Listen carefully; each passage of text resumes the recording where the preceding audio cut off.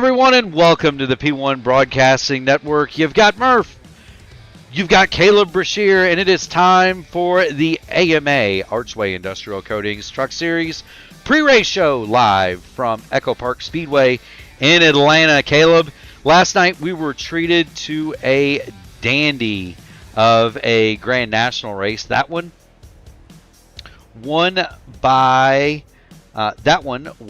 won by Peyton Howell. He was able to dethrone Greg Evans and take home the trophy. For the Truck Series, Peyton Howell is back tonight. For the Truck Series, Roval Alvis was your winner in Daytona. He is not in the field here tonight in Atlanta. So we are going to see a new winner for 2026 in the AMA Archway Industrial Coatings Truck Series. We saw a pack race last night, but the tires wore out. Caleb, what do you anticipate this evening?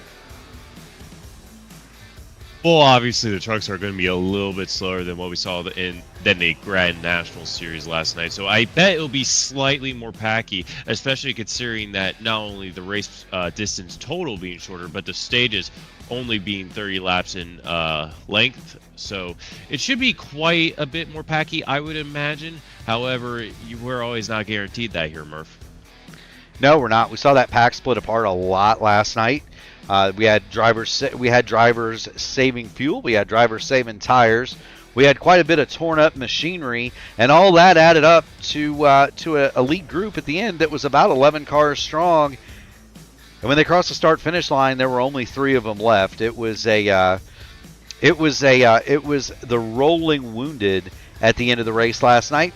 But the good news is tonight is a different night. These trucks are a little bit easier to drive in the pack as opposed to the Grand National cars. They've got taller spoilers, bigger greenhouses, they're more draggy, and so that should lead to a little bit more controllability, Caleb. Yeah, the trucks, we've always known that the trucks are a little bit easier to drive, and that's going to play a huge factor, I guarantee you, in the handling of how this track drives. Yesterday we saw a lot of the cars step out. They get loose as the run progresses, especially during that first stage. I reckon with the stage being shorter and with the truck just handling slightly better, we probably won't see that looseness as prevalent. However, we still got a very long third stage to where we might see some tire wear play a factor here, Murph. You know, we very well may. I mentioned that we're going to see a new winner tonight for 2026 in the series. We're going to see a new winner at Atlanta in the series as well. 3 races here in the AMA Archway Industrial Coatings Truck Series. Maxim Labick, Dakota Camper, and Chad Dulabon, the past winners here. None of those trucks are in the field. So we're going to see a new winner for this racetrack as well. The track record here for the NASCAR Craftsman trucks in real life: Derek Kraus set in 2022 for the Freight 208, 30.097, the fastest qualifying lap in AMA history, set last year by Gregorio Dorso, 31.354. The fastest race lap is held by Kendall Paul at 29.378, and that, Caleb, it's 2 seconds the difference between being in the draft and not. Yeah, we saw the same thing at Daytona, except for it was 5 seconds here, only 2 seconds this time around. That just really goes to show like how big the draft affects the speed of these cars. I think they get about 10 miles an hour extra in the draft in the pack compared to a truck that is not in the draft and is just running solo. They do indeed. A little bit about Echo Park Speedway at Atlanta. This was not the original configuration. This track originally built in 1960 when it opened, was a 1.5 mile true oval. Think Homestead with longer corners and short straightaways. I was here in 1991 and watched Dale Earnhardt whip the field on that configuration in the spring race. They reconfigured in 1997 to the current quad oval, and then again in 2022 into what is essentially a mini Daytona. When they did that, it became a lane more narrow and the banking became a lot more steep. It was also paved with non-native asphalt, and so that's why you see the difference between the color on the racetrack and the color in the infield road course. This track does have an infield road course. The track record on that, that's held by none other than Juan Manuel Fangio II in a Dan Gurney Eagle Mark III. 1993 was the last time the IMSA GTP cars ran here. 1 minute 13.514 seconds. But this track does have a Roval configuration, Caleb, that is very similar to what they use at Charlotte. It is indeed, and I just gotta say, those IMSA GTP cars, not the current ones, although the current ones are very, very cool. Those old ones with how much horsepower and how lightweight they are and how little aerodynamics they had, they were just absolutely the best to watch if you ever gone to a vintage event nowadays. But this time we're going to be doing the oval layout, obviously, and it should be quite an exciting event here, Merv. You know, I can't wait. The drivers are in the drivers' meeting. Do want to thank everybody for tuning it in.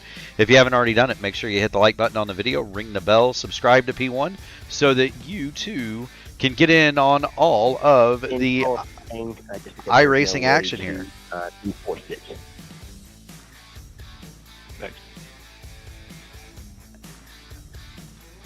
And Caleb, I think...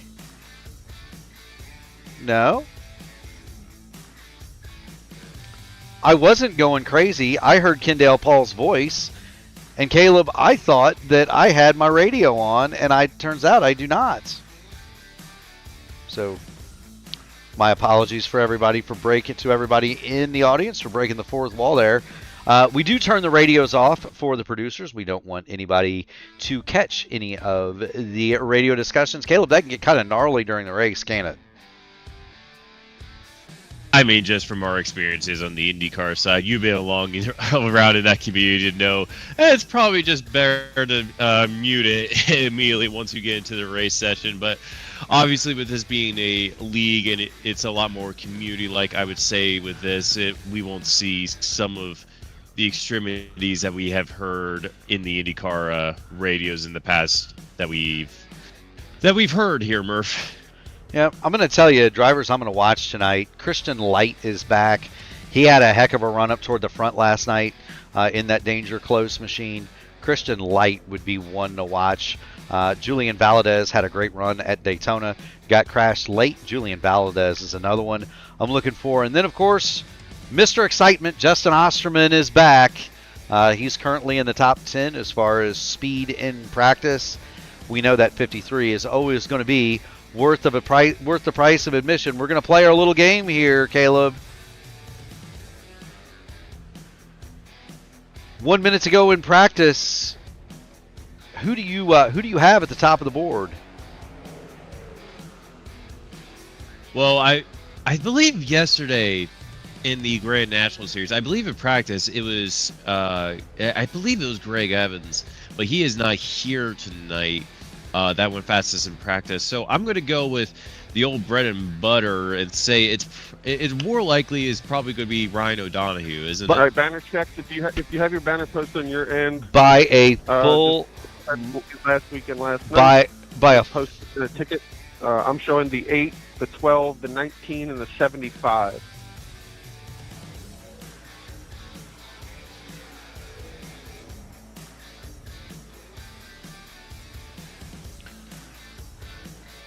It is Ryan O'Donohue. Ryan O'Donohue is the fastest in practice, and right now it is by a full mile an hour over Kalen Wilson, Joshua King, John Hutchins, Joshua Andrews. Round out your top 5. James Hodgins, Zechariah Cartledge, Jeffrey Goodpaster, Logan Edwards, and Justin Osterman are the remainder of the top 10 in practice. Who should we watch in qualifying, Caleb? Well, typically we've watched Justin Osterman. I believe we watched him in qualifying yesterday, so I feel like we should give John Hutchins a chance instead, see what he's able to do this time out. Let's do that. John Hutchins had a great run last night. He finished second in that he finished second in that Grand National race, the Outland Custom Arms Grand National Series last night. He is not yet on pit lane, so while he gets ready to go, we'll put the cameras on Kalen Wilson. And there he goes, and we'll just kind of watch Kalen. Kalen Wilson, one of the fastest cars in practice. He was very fast at the opening race at Daytona. Didn't get a result to show for it, but he was very much up at the front. Kalen Wilson, number 41, out on the Speedway. And we'll see. We talked about the Q runs here, Murphy. We often see the first lap be a sacrifice lap. Second lap is always usually the go lap. It most certainly is. Kalen Wilson, though, wasting no time getting around the bottom of the Speedway. You see him there. He is on the bottom, and here is John Hutchins. He's going to give us the ride around Atlanta. We'll get the telemetry up and show everybody what you got for John Hutchins as he goes through turns 3 and 4 here in Atlanta. He is already all the way up against the wall. He's kind of got a low late exit though, Caleb. Yes, in IndyCar we typically see them do that at Indianapolis, and that usually just gets you that little bit extra coming down that banking, letting gravity pick up speed for you. So that might be what he's trying to do here, but he's still riding that high line. He's going to use the first lap as a sacrifice lap, and the second lap will be a go lap. You see him get really, really close to that wall there as he comes through turn 4. Here he is. We'll get inside the helmet. This is what John Hutchins is seeing right now as he goes around the Atlanta Motor Speedway. First lap, 32.410. That'll put him 12th quick. Of course, this is the money lap for John. You see about 169, 170 miles an hour through the corners. He does not go all the way out to the wall along the back, sticks with lane 2, and that's just so that he's got enough arc to get down into 3 and 4 and not scrub any speed. Same thing coming off the corner, down through the quad oval. Second lap for John Hutchins, 31.834, and that'll put him into the 11th spot. So good run for John Hutchins. How about our old pal Matt Wagner? Here he is in that number 17, and he is right at the top of the Speedway, still working his lap number 1. It's Matt Wagner, and we will jump into the passenger seat of that truck. Well, maybe we won't. There we go. We'll jump into passenger seat with Matt Wagner as he goes around, and let's see if we can't compare this to John Hutchins.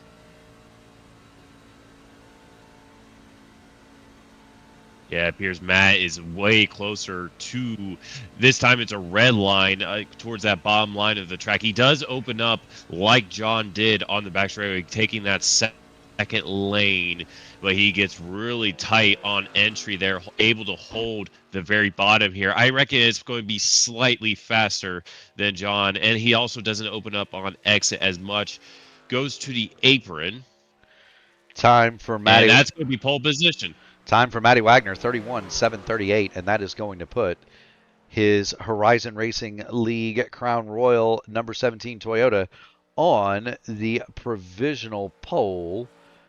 Here's another driver that we watched last night go to the front. He won a stage. Christian Light had some trouble late, wound up a lap down, but Christian Light very fast in the Outland Custom Arms Grand National Series last night. He's back for the AMA Archway Industrial Coatings Truck Series tonight. And here's Christian Light.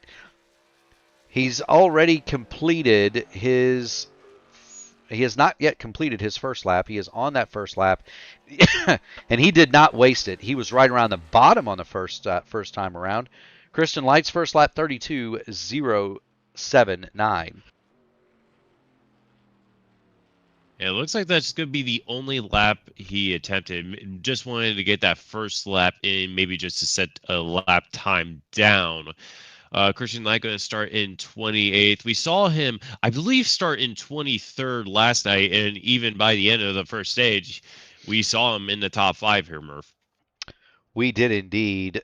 Christian Light, no stranger to the front of the field in these races, but he did not.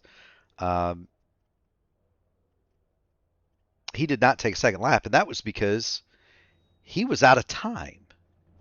The session had ended, and we are ready to talk to you about the starting grid.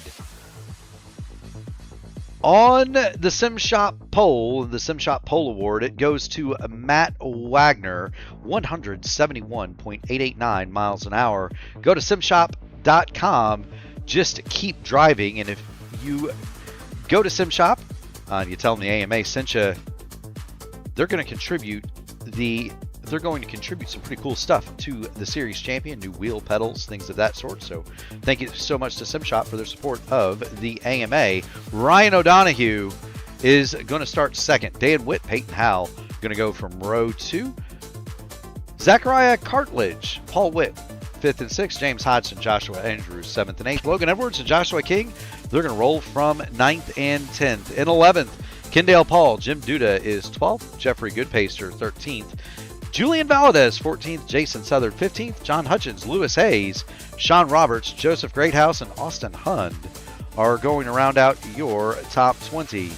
In 21st, it's Keith Graham, then John Van Ostrand, Andrew Gates, Michael Kirk, Kalen Wilson, Dan Meadows, Ted Craven in the Teddy Bear, Christian Light, and Clint Kirkbridge is the final car to take time. He'll start 29th.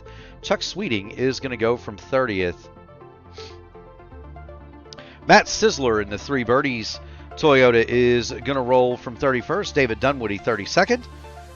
Dylan Blankenship, Justin Osterman, Alan Steigerwalt, Brad Fulham, Chad Meadows, Randy Dunlap, and Raymond White round out your field. Everybody from Sweeting on back. They didn't take time, Caleb. No, and that's probably going to be a factor. We see this a lot in these play-style races. A lot of drivers choose not to qualify, possibly because they want to stay at the back and play it safe for this first portion of the race here. And I guarantee you, we will see drivers like David Dunwoody, Dylan Blankenship, Justin Osterman all make their way up to the front of the field at some point. Maybe not now. Maybe towards the beginning of the third stage we'll see them, but they chose to play it safe early in this first portion of the race. Yeah, and there's no harm in that. To finish first, you must first finish, and so that's the name of the game here. A lot of drivers are going to elect to stay in the back and just kind of ride, make it to the end, and hope that they can avoid the calamity as it happens out on the course. Do want to thank everybody for tuning it in. You are watching the AMA Archway Industrial Coatings Truck Series live here on P1.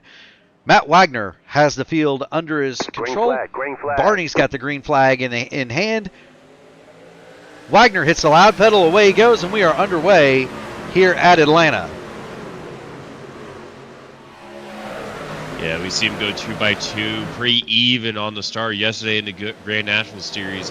We saw Peyton Howell get really good jumps on the starts and restarts, but right now it's 2x2 on this first lap, and we see that leader of that outside go to the bottom immediately.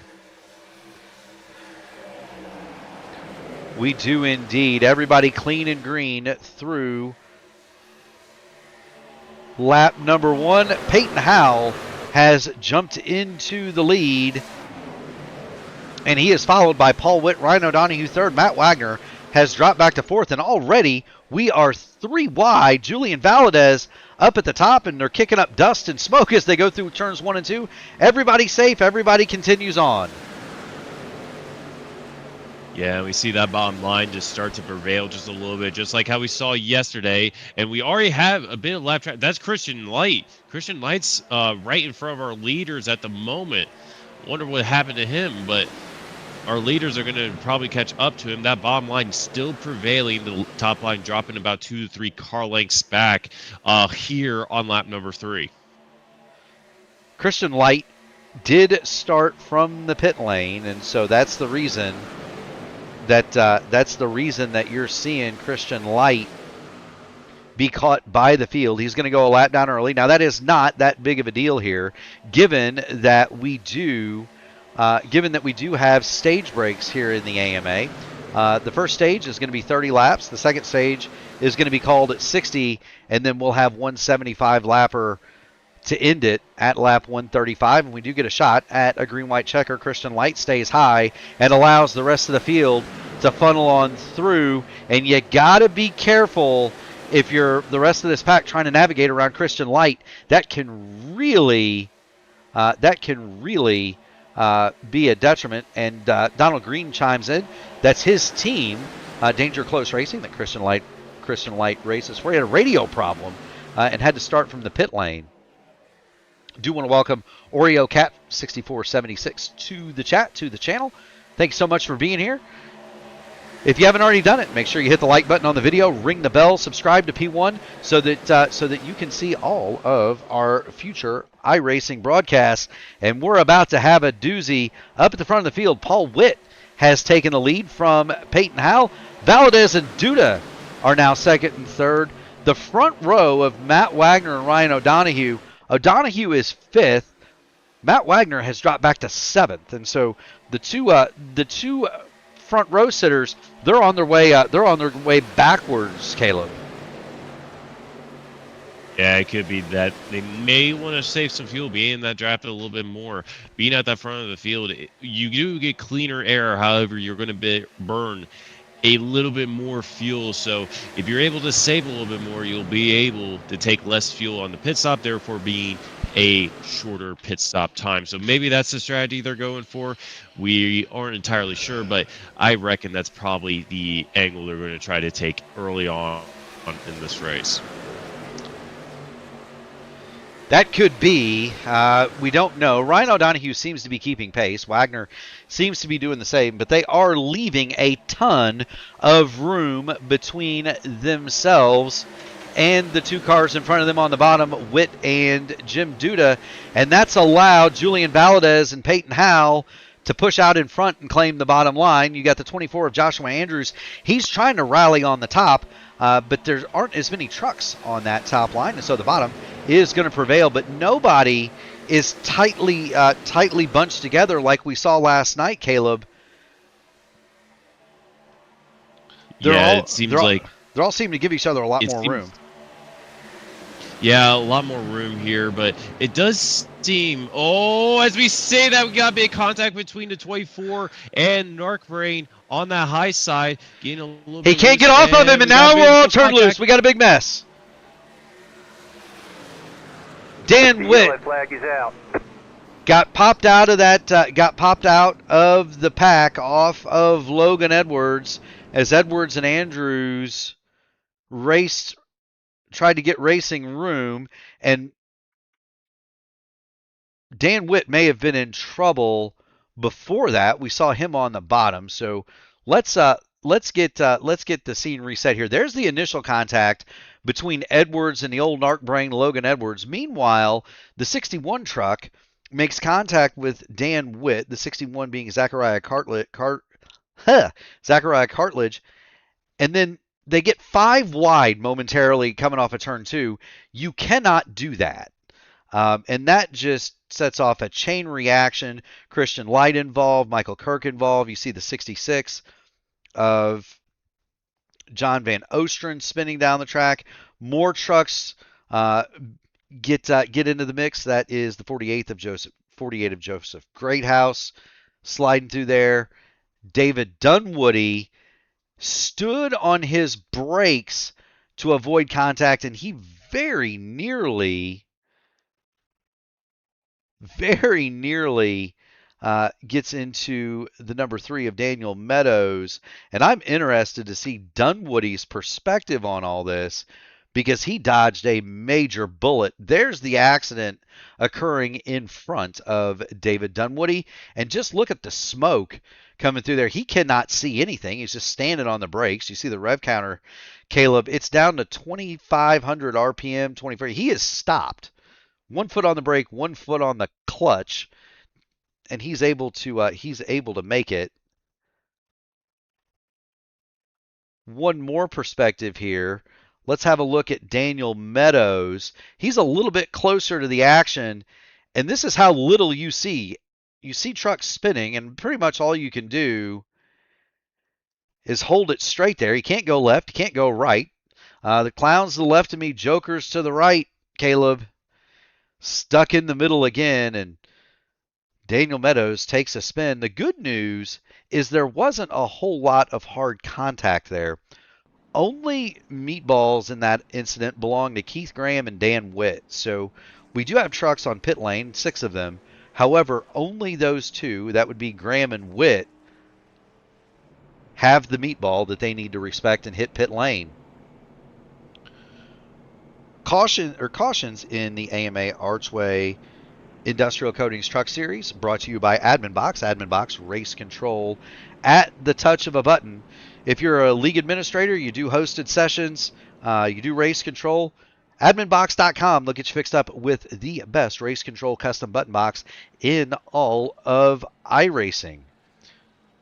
So, Caleb, it took us 11 laps. And we are under our first yellow light of the evening. We've got 6 trucks that are damaged out of the 39 that started.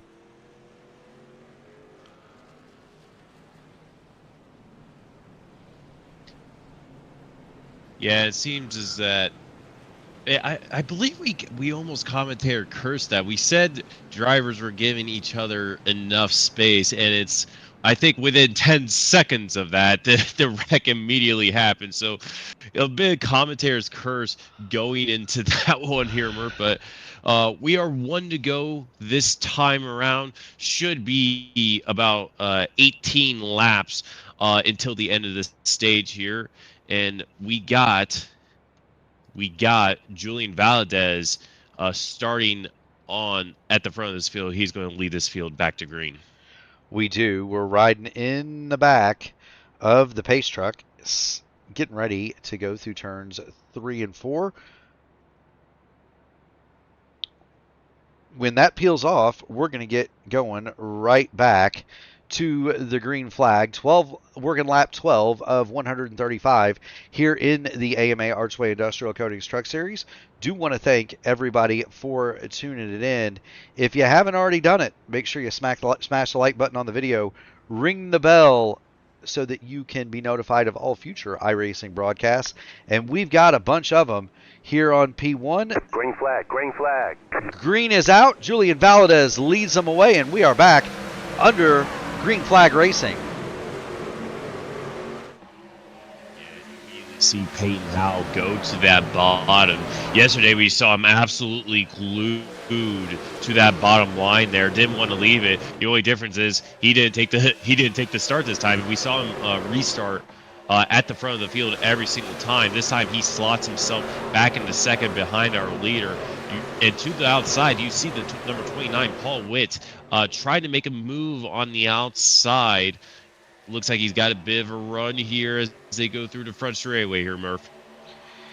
Yep. Julian Valadez gets through. Valadez goes to the front. He's got Peyton Howell in the 25 behind him. Paul Witt and Jim Duda, 2 AMA veterans, working that high side. And those 2 trucks almost in a tandem. Peyton Howell Valadez goes up to block Paul Witt. Witt was there. That was the wiggle you saw. And now we've got 2x2 for the lead. Austin Hund is the interested observer in third. Yeah, it looks like that outside line has a bit of a run here. Paul Witt leading it. They go through turns number 2 now onto the back straightaway, and they got another lap car just in front of them. That's Christian Light again. Christian Light might play a bit of a factor whether or not this outside line is able to clear the inside, but it looks like Julian Valadez has lost all help as Peyton Howell has gone to the top side. Yes, he has. And Paul Witt Jim Duda going to go to the lead. That's going to drop Valadez and Howell back to third and fourth on the top line. And Matt Wagner, Ryan O'Donohue, they're sneaking along on the bottom. They're trying to get going. As you see, John Hutchins, he's had enough. John Hutchins pulls the 72 down onto the apron. Jason Southard doing the same thing. They don't want any part of this moving forward. Meanwhile, the 25 and the 21 get hooked up in front of Austin Hund on the top. Matt Wagner and Ryan O'Donohue have a blinking number 41 of Kalen Wilson behind them. And all that's done is let Paul Witt and Jim Duda escape up the road.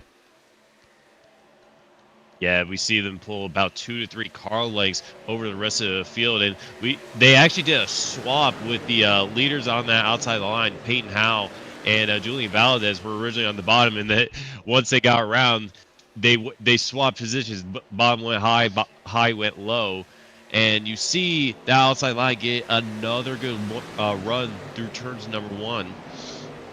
Julian Valadez is going to lead it. Yeah, you do. I wonder, these trucks with the bigger greenhouse and the little bit more drag, if that top line isn't going to be more of a factor tonight than it was last night. In the Grand National race, we saw Peyton Howell hug the bottom and drive his car to victory lane. It doesn't appear as though the bottom is the preferred line here, though. It might be lane 2 that is preferred as Valadez and Howell go back to the lead.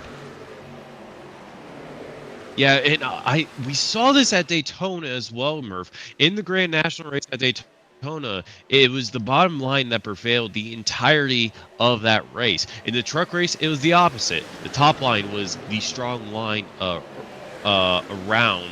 It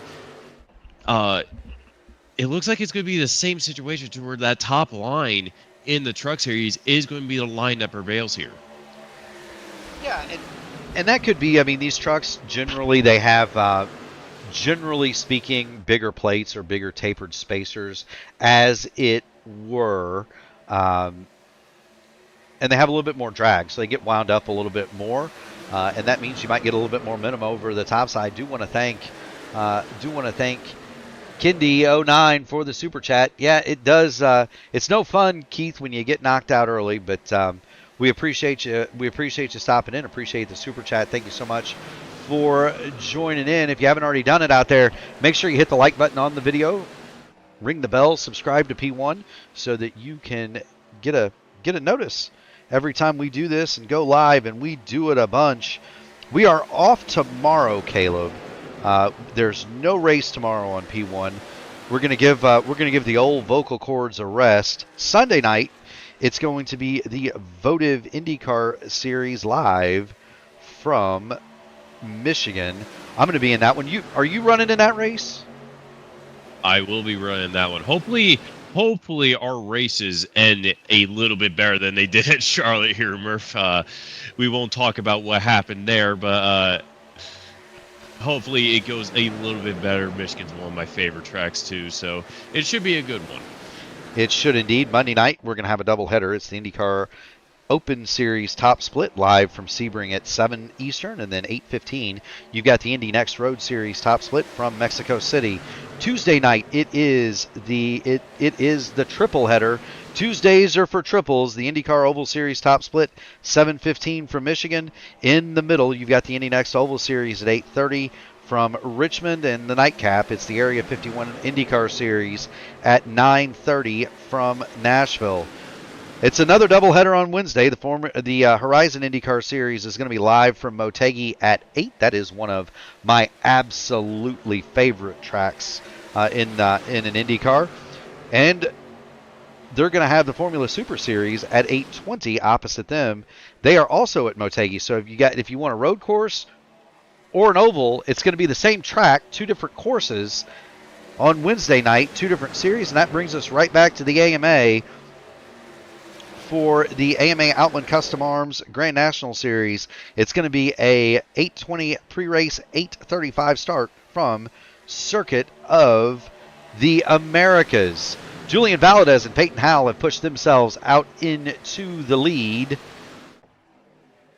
Peyton Howell is second, Paul Witt third, Jim Duda fourth, Austin Hund is fifth, and now we're starting to see the front of this field, Caleb, get a little bit, well, I said they were going to get a little bit more single file, a little bit more sorted. We jumped on board Matt Wagner, and immediately Austin Hunn jumped down in front of him, and those two are going to get hooked up and try to go to the front. Yeah, we see a bit of a normal, I guess, line from Valadez and Peyton Howe up at the front of the field, and now they're rocking the top line. But for a little while there, they were actually rocking the bottom in the corners and then opening up on exit and running the top line. So they were running the normal oval line, if you want to call it that, but it looks like they're gluing themselves to the top now. And that would be Hund and Wagner welded together on that bottom. They just can't move forward, though. They need some help from the 0-5 of Raymond White, Ryan Donahue behind him. The top line has started to move forward. Jim Duda has cleared Austin Hund. So, too, has the 66 of John Van Ostrand. The front five are now clear. And just like that, Paul Witt says, I want to go to the lead. He drops down underneath Peyton Howe. He's got help from Jim Duda, and they are going to try to go to they're going to try to make the move on the inside, but not enough steam with 3 laps to go in the stage. Witt and Duda forced to drop right back in line in third and fourth. Valadez and Howe with a hammerlock on those top two spots. Yeah, it's the complete opposite. We already talked about it. It's the complete opposite of what we saw last night here, Murph. This time the top line is prevailing, and it just seems like there's nothing at the moment you could do. We're seeing runs from third and fourth place on the bottom here, and it doesn't seem like they're able to just get that move done, especially when they have to get around one of the best ever do it, Peyton Howe, who led the majority of the race last night. Pretty much just dominated the entire way. Unfortunately, he didn't win both stages, but he won the race overall. So Peyton, sorry, Peyton Howe slid close. Up. He slid up the block. Paul Witt, having none of it, pulled the crossover, got to the bottom, but he didn't have any help. Meanwhile, there's a car on the wall toward the back of this lead group, and we're going to have cars sliding everywhere. Everybody saves it. That was the 19 of Joshua King. Everybody keeps on trucking, but it splits up this top group. Meanwhile, Paul Witt, he's underneath Valadez now for the lead, but he can't quite make it stick. Can't quite make it stick, and you see him drop to the bottom. Valadez is going to get stage number 1 win. Peyton Howe gets second place here. Woo-hoo-hoo. I thought for sure when Joshua King smacked the wall back there that we were fixing to have another brouhaha. Watch this. There's King. He absolutely wallops the fence down the front straightaway. They get 3 wide. You got the 0-5 of Raymond White takes evasive action. Ryan O'Donohue gets down on the apron. He's flat sideways. The 34 of Jeffrey Goodpaster goes up the middle. Your teammate, the old narc brain, Logan Edwards, somehow gets checked up and does not get involved in the accident. He was able to get off the 19 of Joshua King. But my goodness gracious, that could have been an absolute disaster for the field. Yeah, we talk how little reaction time these drivers have when they have a incident happen in front of them. Fortunately, nothing massive happened there. Everybody is still okay after that. But here, Murph, we're going to see trucks come down pit lane. For most of them for the first time today. Julian Valadez is going to lead him to pit lane. It seems like everybody is going to take the option to come down pit lane and get some tires, get some Sunoco fuel, and we should be ready for stage number 2. We should. The first stage brought to you by Track Racer. If you go to Track Racer and you use the promo code that I'm going to put in the chat, 5%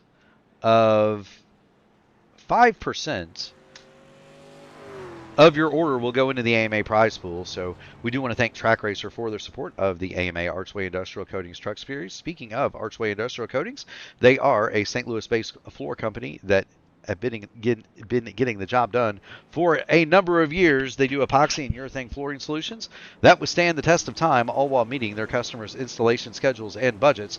We're committed to doing the highest quality work at the lowest possible cost every time. I do want to welcome Sharon Crop 6106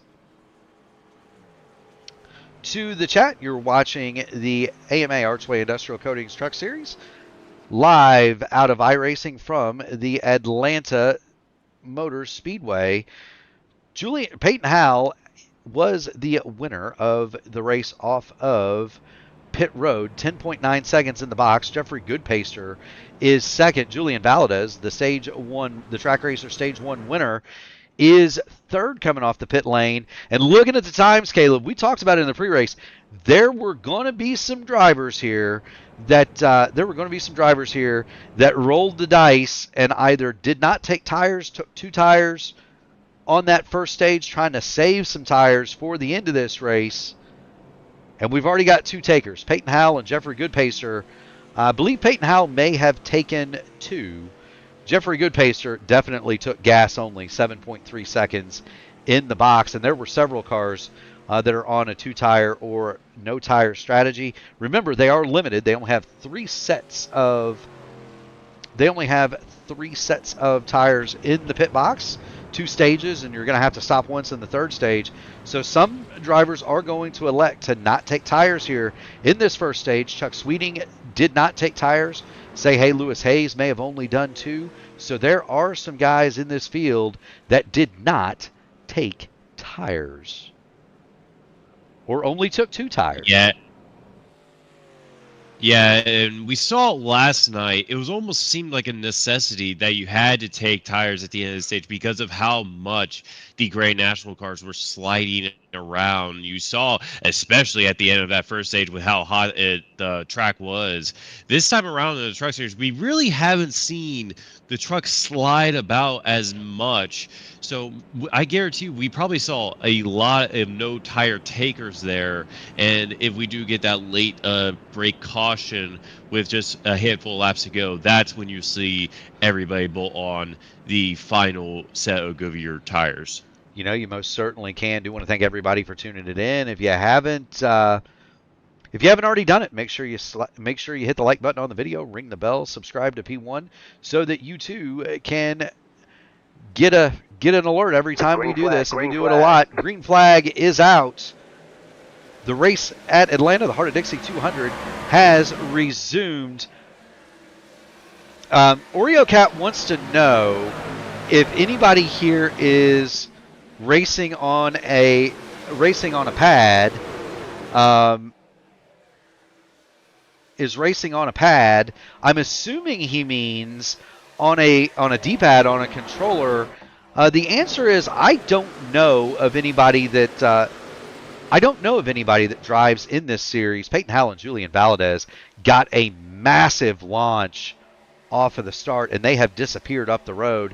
Jeffrey Goodpaster is third. The old tires did not serve him well on that restart. It's about a 10-car length advantage. There's trouble. Caution, Paul Witt. flag. Paul Witt is around.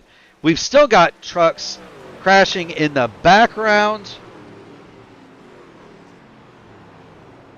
I count 6 trucks that are involved. Paul Witt got turned in front of the field, and this is the danger of this type of racing. He is getting a massive push from Jim Duda. They're trying to catch Peyton Howell and Julian Valadez at the front, and they stayed hooked up through the corner.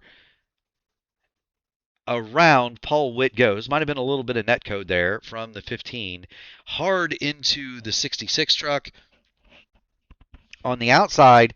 And then because they're at the front of this pack, more trucks are just going to pile in. They can't stop.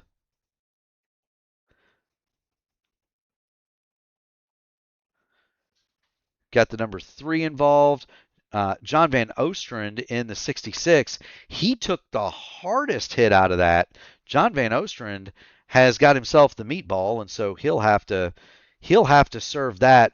Watch on board from John Van Ostrand here. Now remember, this is halftime, so it all happens twice as fast as this, and just he cannot avoid the admin box truck of Paul Witt hard into the outside wall. Both of those trucks go. Van Ostrand hard impact to the front of his machine. Caution is out one more time. Cautions in the AMA are brought to you by Admin Box. Admin Box race control at the touch of a button. If you're a race controller, you do a lot of hosted sessions, things of that sort. League admin, www.adminbox.com. We've got you covered. They've got you covered for a custom button box. I've got one. They are absolutely tremendous pieces of kit. Caleb, we're back under yellow. We're not going to see anybody pit here unless it is for repair. There are trucks that are coming down for those repairs, including Joshua Kings, Sean Robertstein, and John Van Ostrand. We saw had the meatball, Michael Kirk, the teddy bear, Ted Craven, Michael Kirk, Dan Meadows, Chad Meadows. Andrew Gates has a black flag. Christian Light may be the beneficiary in all this. He's back to one lap down, and he'll be the first car one lap down because of the black flag involving Gates. And so that's big news for Christian Light. He's still in it with a chip and a chair. And we know there's going to be a caution that gives a lucky dog here in the next in about the next 22 laps. Caleb. Yeah, we saw him yesterday be up towards the front of the field at the end of stage number 1 in the Grand National race. This time around, he's found himself a lap down. However, Murph, we've seen it happen a couple times already, both in the Grand National Series and the Truck Series, where cars or trucks have been multiple laps down and able to get themselves on the lead lap. The biggest one that comes to mind is Justin Osterman in that Truck Series race at Daytona, was 2 laps down and finished top 5 and was a part of that spectacular finish that we saw there, Murph. He was indeed. Do want to thank everybody for joining in. If you haven't already done it, make sure you hit the like button on the video, ring the bell, subscribe to P1. We are approaching a milestone that I didn't think would happen for quite some time. 1,995 subscribers. Ever so close to that magical 2,000 mark. So if you haven't already done it, make sure you ring that bell and subscribe to P1. That's a huge thing for us. It helps the reach in YouTube. It helps the algorithm, and we do so very much appreciate you. We're going to get back going to green here with 21 laps to go in the stage. Howell and Valadez are going to be on row number 1. Goodpaster and Hund, row 2. Jim Duda, Matt Wagner, row 3. Logan Edwards and Zachariah Cartledge are going to start 7th and 8th. And Kayla Wilson and Brad Fulham, they're going to go from row number 5. I want to keep my eye on Jeffrey Goodpaster here in that 34. He did not take tires under that first caution, or under the first stage caution, and he definitely spun him up.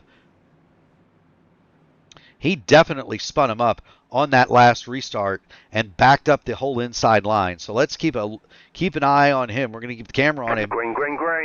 Green is out. Away we go. Goodpaster does not get a good jump that time either. The inside line is very stacked up. Jim Duda is trying to push Goodpaster. There's also a huge gap on the outside. Austin Hund is all alone. Matt Wagner is 10 car lengths back. Yeah, we see Peyton Howe, just like we did last night, take a massive jump on the rest of the field on these restarts. He has Julian Valadez right behind him, giving him a massive, massive push. And I guarantee you, this will be the last time we see Peyton Howe get a really good jump on the restart. And you already see him holding that red line on the bottom, and just is going to be glued to it for a long portion of this race here. You do indeed. Now, Goodpaster, he didn't take tires under that first stage break. That caution is a gift to him because he doesn't have to run the old tires nearly as long under green flag conditions. The more caution laps there are in this stage, and knock on wood, the better it is for Jeffrey Goodpaster, and he was able to get back up to the 2 leaders immediately rather than keep it strung out. And Jim Duda all over the back of Jeffrey Goodpaster. Duda's on fresh tires. He wants to use them. And look at Matt Wagner. He's making a rally on the top side. He's going to go around to Austin Hunt. Matt Wagner wants to go to the front too. Yeah, you see him hold the outside line. He's still about 4 to 5 car lengths back. We saw the outside line work early in stage 1, so maybe he could get a run going. But however, that top 4 seems to be pulling away from the rest of his field just a little bit. Indeed, indeed. Now, we saw Howell and Valadez working that middle line during the first stage. The second stage, they have decided that they're going to buy that red line a ring. They have married their 2 trucks to the bottom. Goodpaster is content to follow him. The first truck out of line is Matt Wagner, and he is working at the top of Austin Hunt. That is the battle for 5th. Yeah, we see the pack catch back up. That outside line looks like they might get another ally. And it looks like they got a little bit, but he ducks back down in front, and now they're dropping back a little bit. So that inside line seems to be prevailing at the moment. Goodpaster, Valadez, and Howell just slightly holding an advantage over the rest of the field. It is. Jim Duda jumped to the outside to get in front of that run, and that left a big hole. He immediately saw Austin Hunt swing underneath him, and there's the old narc brain, Logan Edwards. He is 5th in line on the bottom. He's running next to Matt Wagner. Behind Wagner, you've got the 61 of Zachariah Cartledge, and he's got Kalen Wilson to his inside. There are some heavies that are deeper in this field that are very, very good restrictor plate racers. There you see, there's Say Hey Lewis Hayes in the number 43. Also, David Dunwoody, Kendall Paul, and last night's runner-up, John Hutchins. They're hanging on to the back of this train. It's 18 trucks in the lead group. There is definitely a second group that has formed. It is led by James Hodgson. He's got Jason Southern, Ryan O'Donohue, and Mr. Excitement, Justin Osterman. They are about a second and a half back, and I think that that's more, they're back there, again, self-preservation mode. So you see the gap to car in front. There is another group that is a little bit further behind them. That's Joshua Andrews leading Sean Roberts, Chad Meadows, Michael Kirk, and Clint Kirkbride rather. They're kind of hanging out even further behind that defined second group. Up front, though, it is no holds barred in this league group. 2, 3 wide, 4, 5 rows deep. The front 3 have now cleared themselves, and Jeffrey Goodpaster is left to pull that bottom line as Hal Valadez and Duda are working the middle. Yeah, we see that outside line prevail as we saw in stage number 1. As we see that 17 of Matt Wagner go to the bottom. Oh, he makes a little bit of contact with the outside car there. That's Valadez he makes contact with. Just a little bump there. No harm, no foul. But you see that bottom line just get pulled away on the front straightaway. We'll see if he's able to gain any of that time back, but Peyton Howe is leading this top line, and he is marching forward here, Murph. Big loose for Jim Duda through turn number 2 off the nose of Zachariah Cartledge, and Cartledge wants to go to the lead. He dives to the bottom. He gets under Duda. He is under Julian Valadez, but once again, you can get a huge run. You can get down there, but they just can't sustain it. He was a good 3 to 5 car lengths ahead of Matt Wagner when he went down there, and he just wasn't able to maintain the momentum, and that inside line is now getting backed up. And for the first time today, we see some new faces appearing at the front of this field. That is Brad Fulham in the number 6 in the number 91 M&M's machine, and he's got the Blackmagic Studios Days of Thunder car and David Dunwoody behind him. The 05 of Raymond White is there. Logan Edwards is up at the top, and so now we're seeing trucks come to the front that maybe you haven't seen. And now Dunwoody's going to try to go to the bottom, as is Matt Sizzler. Matt Sizzler all the way to the front. He started 31st, and he's now 4th. Yeah. Also, shout out to Brad Fulham. He started 36, and he's running inside the top 5 at the moment. Absolutely incredible run for that number 91 machine. And you see that bottom line, you see cars or trucks dive to that bottom there, and it seems like they get the run, and then about half a lap later, they start falling back a little bit. I think the top line is just a little bit too dominant at the moment here, Murph. Yeah, it appears as though the bottom's the place to be for about the first 10 laps of the run. Once the tires get some age on it, you have to lift just enough around the bottom that it's not viable to stay down there, and you just can't make it work on the bottom. You can get a big run, but you just can't continue to move forward. The front is Peyton Howell, Julian Valadez, Jim Duda. Brad Fulham is now pulled into the 4th spot, and those front 4 now have a big lead, have established an advantage. They've got Raymond White in the sucker hole a little bit further back. Everybody gets through that 3 wide, and Raymond White, he is the monkey in the middle. Caleb. He might be. That is not comfortable. He might be in trouble here. Yeah, it's a 3 wide situation in the back there. A bit of a mess going on past 5 car lengths behind our leader, and there's still 3 wide off the corner. Going through turn 4, we have a car going to the apron. That's the Days of Thunder car, David Dunwoody, in that number 28. But it seems like they have mellowed out a little bit, and we see a bottom line forming here, Murph, and we have Peyton Howell getting challenged for the lead at the moment. Yeah, so that's the first time we'd seen those 2 trucks separated. They get back in line on the top, but not before the old Nart brain, Logan Edwards, surges half a truck length past Julian Valadez for the lead. He does not lead the lap, but that's the first time we've seen anybody get even remotely close to the front duo of Valadez and Howell. Logan Edwards leads the charge on the bottom. He's got some help from Jeffrey Goodpaster and Kalen Wilson, and what a run for Jeffrey Goodpaster on those old tires. If he can make this last for another 5 laps, he is going to be sitting in the catbird seat with an extra set on pit road in case of a mid-stage caution. He's going to be able to come and get tires. In case of a late caution, he'll be able to come get tires and nobody else can, and that's going to be a huge advantage for him. But one more time, Logan Edwards wasn't able to make it work. He wasn't able to get all the way.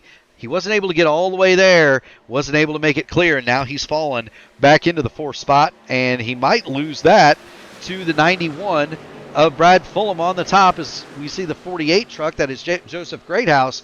He's going to get passed by the leaders, and Greathouse needs to be careful. He smacks the wall on the exit of 4. Logan had a really good run. He went to the bottom. Julian Valadez, who's currently at the lead at the moment, Julian Valadez went with Logan, and they almost got past Peyton Howell. Julian did.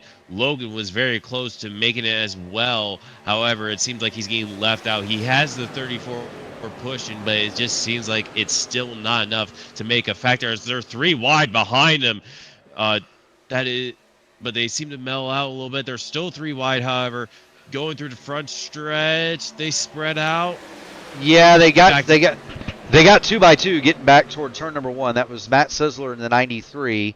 You had Zachariah Cartledge and Austin Hund involved in that. Jeffrey Goodpaster has fallen back to 6th. I got to think his tires have to be just about gone in that 34, and drivers are trying anything they can to get around him.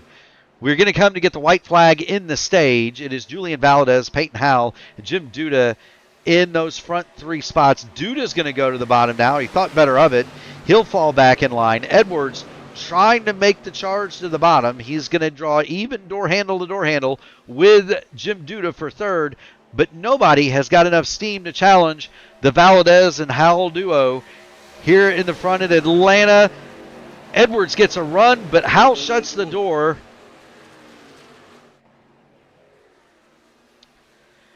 And the winner of the stage is going to be Julian Valadez. Julian Valadez will come to the start-finish line, and he will win Black Magic Studios stage number 2. Black Magic Studios are a small operation dedicated to high-quality iRacing paints and wraps for any car. Visit them on Discord or Facebook for your next iRacing paint. And I can definitely attest to the quality of those paints.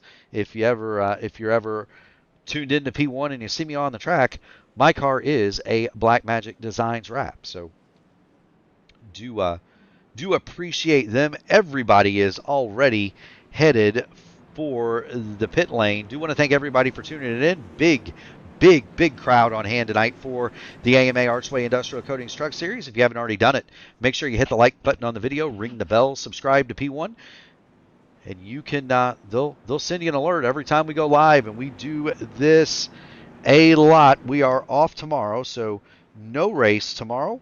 On Sunday night, we're going to have the Votive Indy Oval Series live from Michigan. That's going to be at 8 o'clock. On Monday night, the IndyCar Open Series top split will go from Sebring at 7, and it will be followed immediately by the Indy Next Road Series from Mexico City at 9 on Tuesday.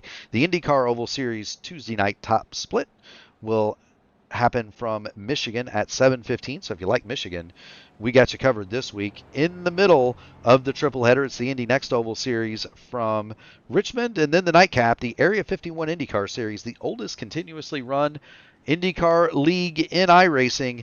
They'll go at 9:30 from Nashville. On Wednesday, the Horizon IndyCar Series from Motegi at 8, and they'll be side by side with the Formula Super Series from Motegi at 8:20. One on the oval, one on the road course from Virtual Japan on Wednesday, so you'll get your fill of both sides of Twin Ring Motegi. Thursday night, we're right back here for the AMA Outland Custom Arms Grand National Series from Circuit of the Americas. That is at 8:20 pre-race, 8:35 start. Do want to also thank our series sponsor, Archway Industrial Coatings. Archway Industrial Coatings is a St. Louis-based flooring company that has been getting the job done for years. They do epoxy and urethane flooring solutions that withstand the test of time, all while meeting their customers' installation schedules and budgets. They're committed to doing the highest quality work at the lowest possible cost every time. Whether you're looking for industrial flooring, commercial flooring, restaurant flooring, retail floors, or concrete repair at home, you found the perfect partner to get the job done now. Get ready to floor it with Archway. Caleb, now comes the fun part. Yes, it does indeed. We got the full stage here. We should have some green flag pit stops. What's interesting here is that Matt Wagner didn't come down pit lane that first time around. He's down pit lane now. He's going to start towards the back of the field here, Murph. Yeah, so he's got a black flag actually, and so he's elected to come down pit lane. He'll serve that. He's got to go to the back of the field anyway, tail end of the longest line. So Matty Wagner missed pit lane on the initial drive by, and he's going to go to the back. So there's Wags, and he makes that long trek down Atlanta pit road. You got to come into pit lane here almost about halfway down the backstretch. They say the commitment cone is at the entrance to turn 3, but it's actually before that, and you've got to go all the way down through the apron. You've got to go all the way down the apron before you can get into pit lane. If you look, you'll see there's the line right there, but you've got to get down on the apron well before that. So it's a unique pit entry here at Atlanta. What's not unique is Julian Valadez and Peyton Howell leading the field back to green for one of these races. They are the front row. They've got Edwards and Fulham lined up behind them. Let's see if anybody can do anything with the two teammates at the front. Yeah, Julian Valadez.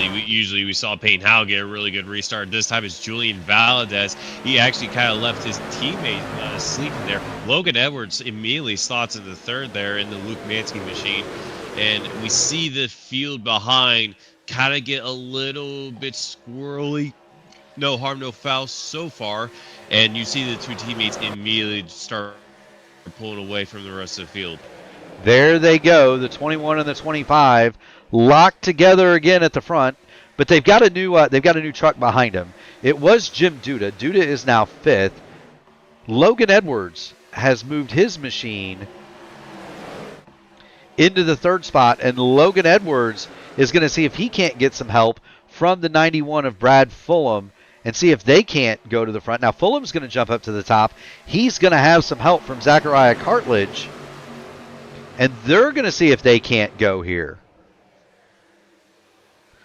Big wiggle from the 91, 3 wide.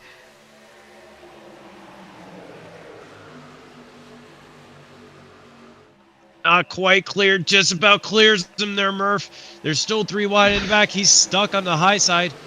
Able to merge down finally, but that was a little bit of a moment from the 91 there.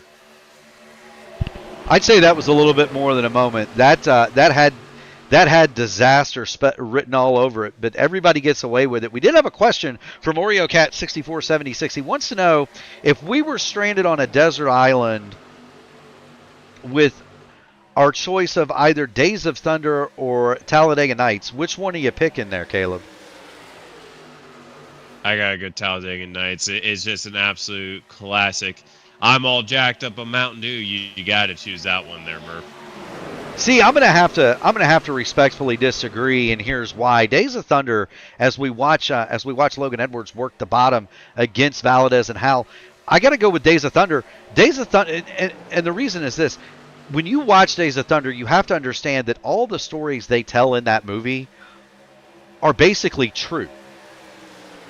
They use Rowdy Burns and Cole Trickle's characters as a vessel to tell a lot of NASCAR history in that movie.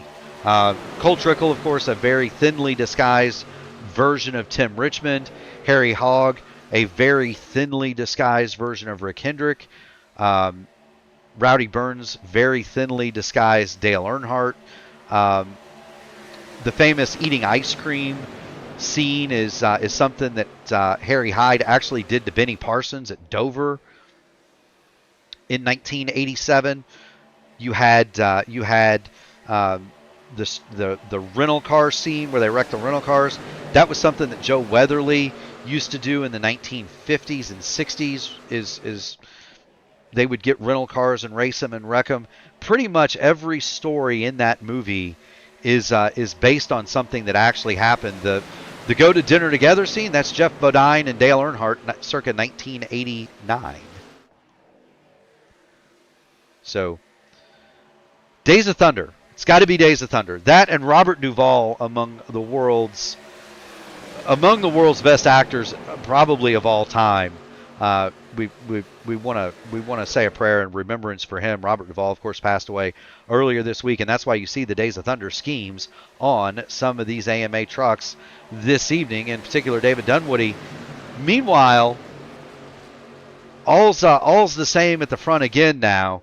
Valadez leads Howell, leads Duda on the top. They've got Matt Sizzler 4th in line now, and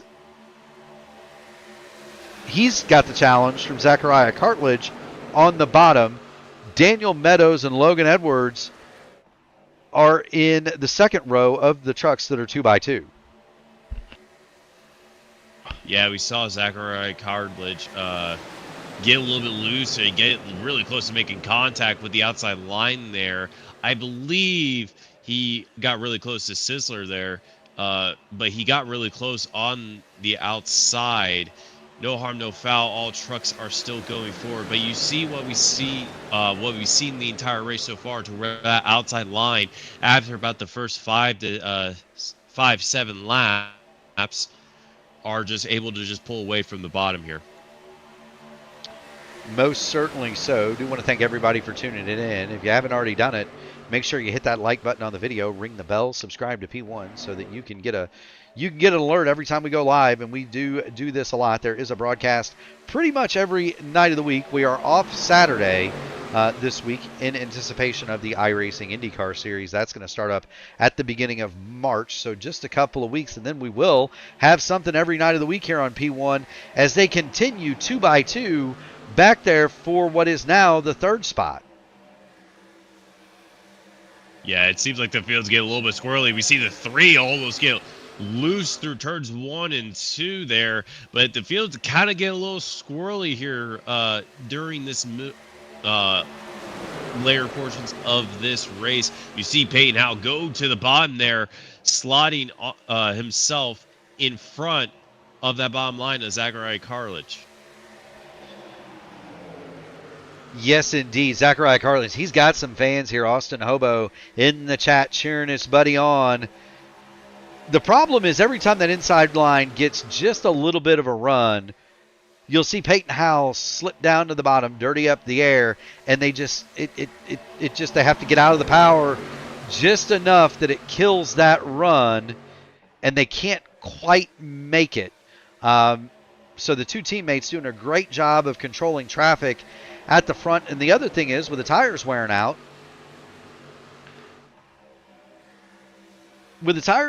Caleb, as we get to 60 laps to go, with the tires wearing out, you just can't keep it pinned to the floor on the bottom like you can if you're in lane 2. You just got too much momentum going down the straightaways. And now Zachariah Cartledge, he pulls his truck up to third in line.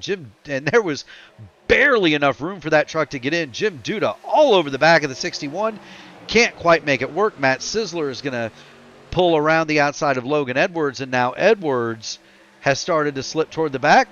Maybe not. He rallies the inside of Sizzler. Yeah, we see the cars kind of fanning out a little bit. Logan holding about the middle there. He's got Wilson bumping him going down the backstretch as Logan has Daniel Meadows cut right down in front of him. Meadows got a good run here on the inside. Logan goes back up towards the top, and it seems like this outside line is just way too dominant in this third stage. Now, Murph, we haven't talked about this, but we should be. The stage is long enough to where we will see green flag pit stops, and it has been a fairly.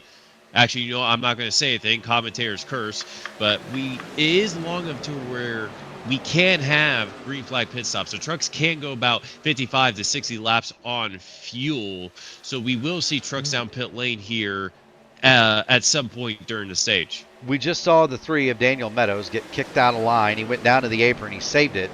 Everybody continues along, but they're more or less through P6, now single file at the top. You've got the 41 of Kalen Wilson. He's trying to get the bottom line going, but the top has strung out more or less for the first.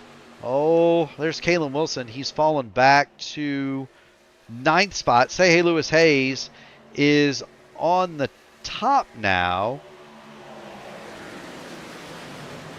And Lewis Hayes is involved in.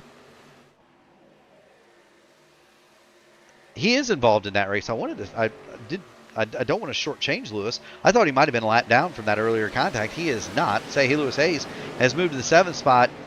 Now Daniel Meadows is going to drop back to the bottom. They keep trying that inside, but they just can't get the rally. The rally seems to stop as soon as you get anywhere near the front 2, and Meadows is now all by his lonesome on that bottom groove. Yeah, it seems like every single time, as you said, once they get to that top 2, they just immediately fall back, especially going through the front stretch. It just seems like the outside line just gets way too much of a run to where the bottom just has to fall back. But so far, Daniel Meadows still on his lonesome. He's committed to that bottom, trying to find a way to merge up. I guarantee it. He's got that 12 of Daniel Blankenship to his outside, so he's trying to merge up right now. I guarantee he's trying to find a spot to where he can, but he just doesn't have the space to do that right now. He's kind of left on his lonesome. He is. He's going to get some help from Kalen Wilson. Kalen Wilson has pulled up to the rear bumper of the number 3, and so now you see the rev counter start to climb and the top speed and the telemetry start to go up. What's interesting, so he's going to start going forward now that he's got help. But you mentioned the top is kind of superior going through the quad oval. You may not realize this from watching on TV. These trucks, and really any vehicle that races here at Atlanta, will get extremely loose if you try to pinch it down on the bottom through that quad oval. It is very, very difficult to drive through there lap after lap with the truck pinched all the way on the bottom. In the IndyCar stuff, we'll see guys actually spin out going through the quad oval at Texas, Charlotte, Atlanta, because it just gets so light going through there. Yes, we do, Murph. And I think it's just the nature of how a quad oval, the banking coming off the corner just kind of feels unnatural. And then you got kind of not really a straight. It's not like a normal mile and a half to where it's, nice and natural. It's kind of jutted out at points. So it kind of makes the truck or any vehicle that does go around here kind of makes it unnaturally upset, to where anytime you just go through it, the vehicle just wants to get loose, the rear end wants to step out. You saw it a couple weeks ago in Votive, where the car just wanted to step out the entirety of that front straightaway. Contact in the back. That is the number 12 of Dylan Blankenship. He and the 48 truck of Joseph Greathouse, and Greathouse's laps down, trying to stay out of the way. They came together through that tri-oval. Greathouse hit the wall hard. Dylan Blankenship hit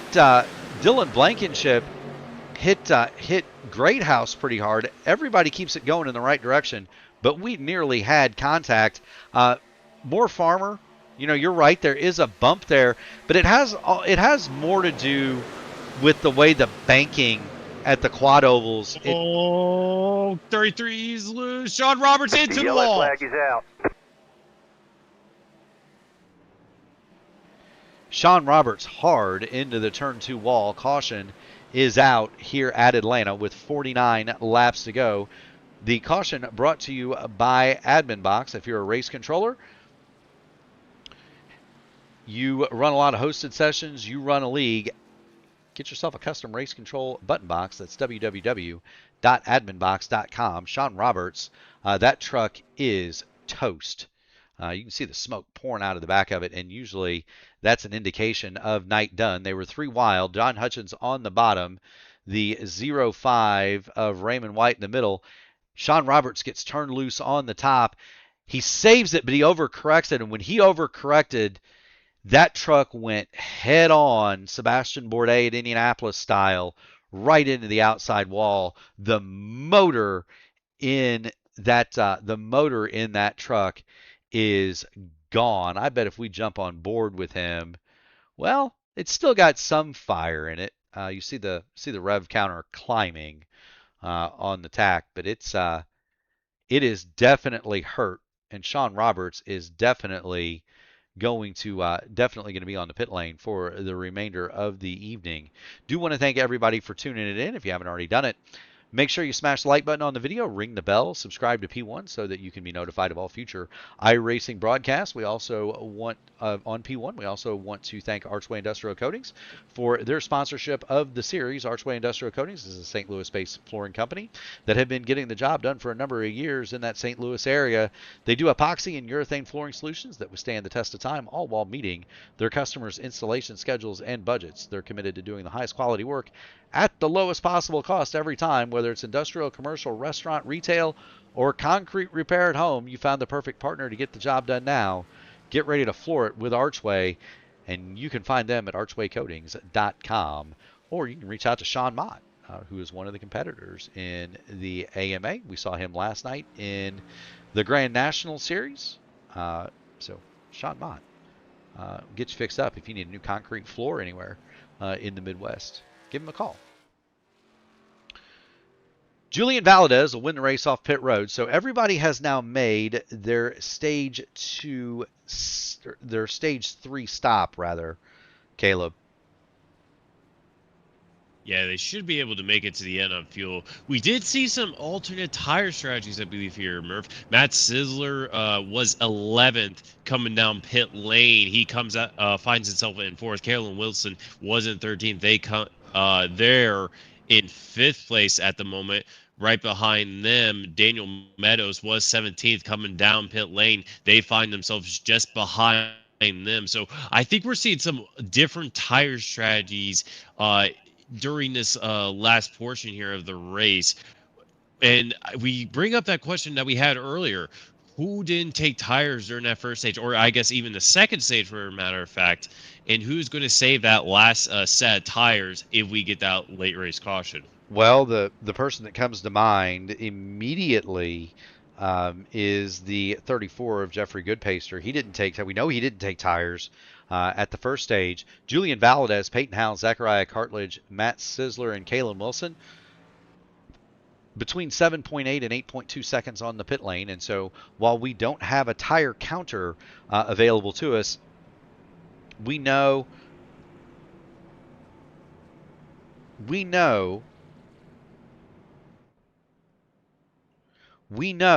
that that's about what the fuel stop is for one of these trucks. And so unless they took 2 tires, they didn't take any, there would be virtually no point in taking only lefts at this stage. So to me, that would mean that those cars left a set of tires in the pit box, and they're going to use them when it comes time. When it comes time for another caution later on in the running. Everybody else has done their 4-tire stop. Yes, yes, they have, Murph. But Pace Truck is rounding turn 4 now. We see the two that we've seen at front, Valadez and Peyton Howe. They're going to lead this field away once again. Green flag is out. Barney puts the green flag in the air. Julian Valadez leads them away, and we are back under the green here at Atlanta in the AMA Archway Industrial Coatings Truck Series.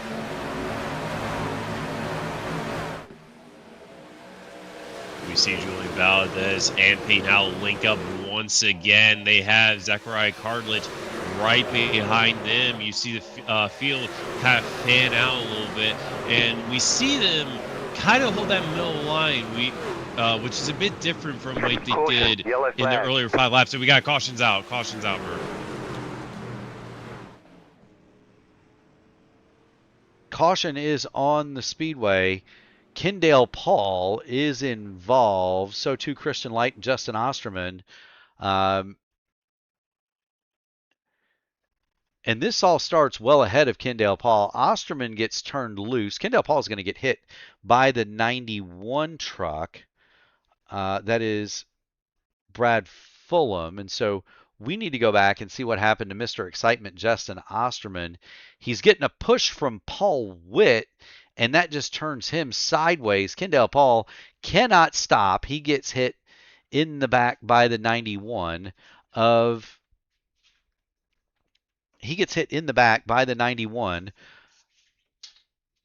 of Fulham, and caution is on the speedway. Now, if you were cagey and you didn't take tires under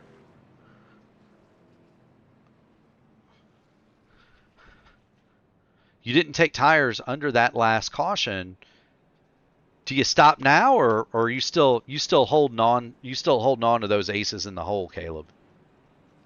I think you still got to hold your aces in the hole. I don't even think did we even get 1 lap in there? It'd be, in my point of view, if you didn't take tires last stop, there's not really a point, only 1 lap later, then taking them at the time. So I think you just got to save for, a run with about 15-10 to go. Yeah, you most certainly do. Nobody at the front came in. So that answers that question. Valadez, Peyton Howell, Zachariah Cartledge, Kalen Wilson, Matt Sisler remain at the top under the admin box caution flag. Do thank everybody for tuning it in. If you like what you see, make sure you hit the like button on the video, ring the bell, subscribe to P1 so that you can get a notice every time we do this. And we do go live pretty much every night. We are off on Saturday, pending the iRacing IndyCar series, and so that's going to happen beginning with the start of the IndyCar, the real life IndyCar series. Of course, that opens up at the beginning of March. Sunday night, you've got the votive IndyCar series. They go from Michigan at 8 p.m. on Sunday night. Monday, it is a doubleheader. The iRacing Indy Open Series Top Split will happen live from Sebring. That is going to be at 7, and they're followed by the Indy Next Road Series at 9. On Tuesday, it's a triple header. You've got the IndyCar Oval Series Tuesday night top split at 7:15, the Indy Next Oval Series top split at 8:30, and we'll finish it off with the nightcap. The oldest continuously run IndyCar League in iRacing. It's the Area 51 IndyCar Series at 9:30 from Nashville. On Wednesday, you get your choice of Motegi's. You want to see a race at the Oval at Motegi? How about the Horizon IndyCar Series at 8? If you want to see the road course, it's the Formula Super Series at 8:20, and that brings us right back to the AMA Outland Custom Arms Grand National Series 8:20 pre-race, 8:35 start on Thursday from Circuit of the Americas. So that's the upcoming schedule here on P1. We do want to thank everybody in the audience for tuning in. Another big crowd here, Caleb. And they have stuck around. They've been treated to a pretty awesome race. We want to thank everybody. This is a milestone broadcast for us. Over 2,000 subscribers to the channel. Big night. Big first 4 races for the AMA, and I couldn't be more. All right, I'm ready for Long Beach. I couldn't be more happy or tickled to bring it to you. I've had some bad news, brother. Yeah, we're 1 to go here, and Pace Truck is through turns 3 and 4. Valdez and Clendell Paul, or not Clendell Paul, sorry, what am I saying? Peyton Howell are going to lead the field away one more time. Colby Pierce chimes in the chat. He ran very well in the Grand National race last night here. He says it's too early to pit, and I think you've got your private. I think you've got your private channel with Logan Edwards active, because I can hear Logan talking. So that is something in iRacing that these drivers do have access to. They can talk to each other in private channels in the sim.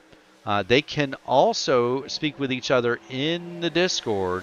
Some of us do both. So when I race, I have guys that I talk to in the sim. There's a private radio channel between myself and a couple of drivers we race with, Caleb. And we also have the team Discord that we're in. FYI, man, you're blinking. Hearing reports that the 41 is blinking. Either way, we continue to soldier on. Julian Valdez and Peyton Howell, Caleb, are right where they've been for this entire race.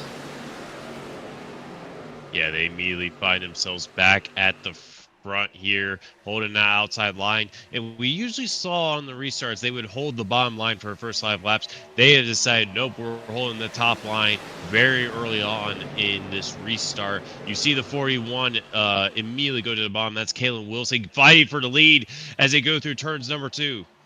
And you see that blinking out of the number 41 of Kalen Wilson. And what does that do if you're behind him? Whoa! Contact between Duda and Zachary Cartledge. Everybody gets away with it. Everybody saves it. But what does that do when you've got a car in front of you or a car around you that is blinking?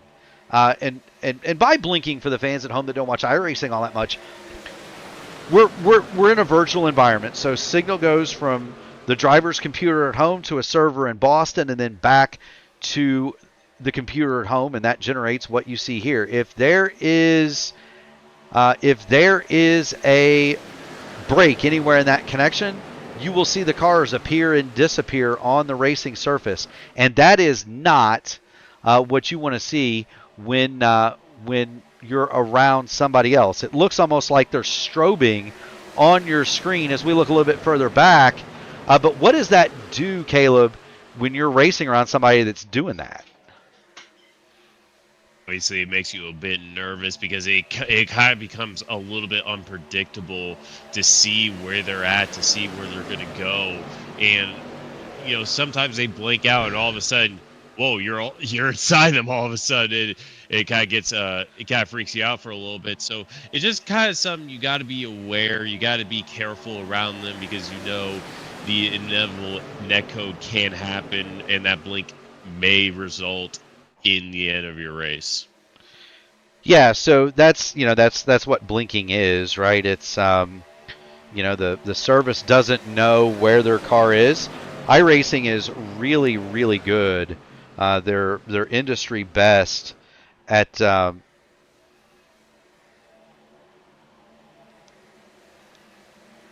they are industry best at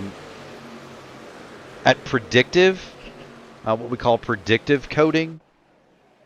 But even still, it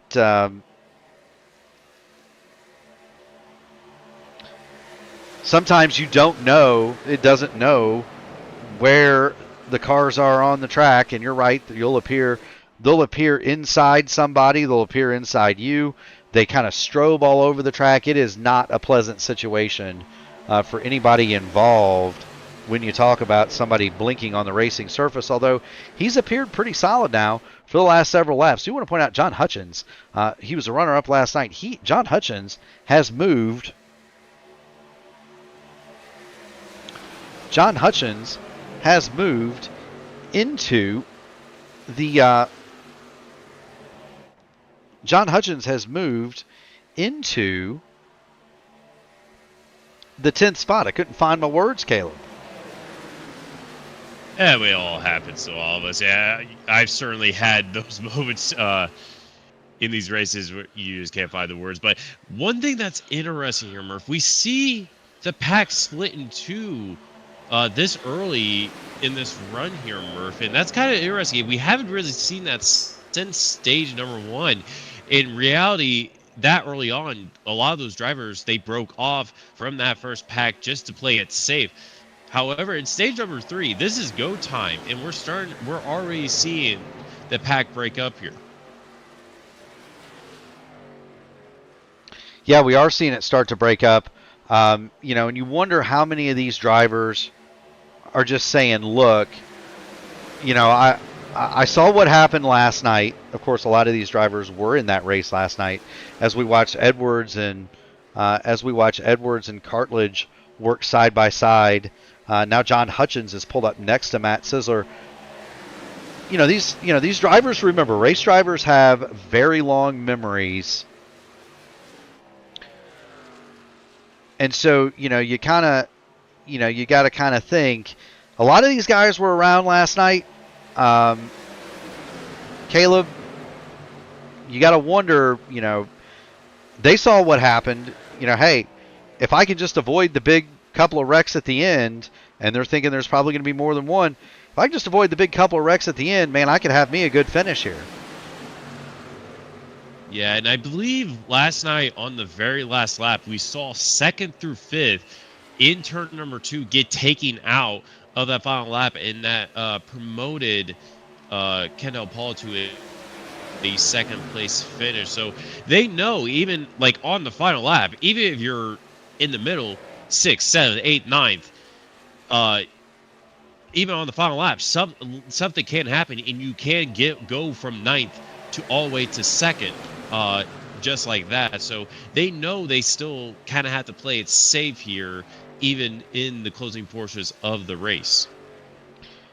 Yeah, you do have to play it. You do have to play it safe in the closing stages. Do want to thank everybody for tuning in to the AMA Archway Industrial Coatings Truck Series. We are live from the Atlanta Motor Speedway. Big crowd on hand. If you haven't already done it, make sure you hit the like button on the video, ring the bell, subscribe to P1 so that you too can be notified of all future iRacing action here on the channel. Julian Valadez, Peyton Howell are your leaders. Jim Duda is 3rd. Kalen Wilson is 4th. Logan Edwards is 5th. And those 5 have now established single file. Meanwhile, Matt Sisler and Zachariah Cartledge, they lead the groups 2 by 2 by 2 behind them in from 6th and 7th on back. Yeah, like we've seen the entire night, that outside line prevailing over the bottom, the complete inverse of what we saw in the Grand National Series last night. However, it's very similar to what we saw in Daytona. The outside line in the Truck Series at these plate-style racing tracks just kind of prevails over the bottom here as we see well, I thought the third place car was going to go to the bottom there. He chooses back to the top here, but we see the first 6 prevailing over that bottom line here and start to pull away from the other line. Yeah, everybody from Logan Edwards on up is clear. The fight is for 6. That's Matt Sizzler on top, Zachariah Cartledge on the bottom, and then it's O'Donohue, Hutchins, row 2. Say Hey Lewis Hayes is kind of clear of Jeffrey Goodpaster on the top. Just as I say that, Goodpaster pulls back even, and then Dunwoody and Matt Wagner in the row behind them. Donald Green has pointed out that the 96 of Christian Light is back on the lead lap. We saw him win a stage last night. There he is as he files underneath David Dunwoody. They are 3 wide ahead of him, but Christian Light is not giving up here. He's continuing along, and he sees a mess out the window of the front of his Chevrolet.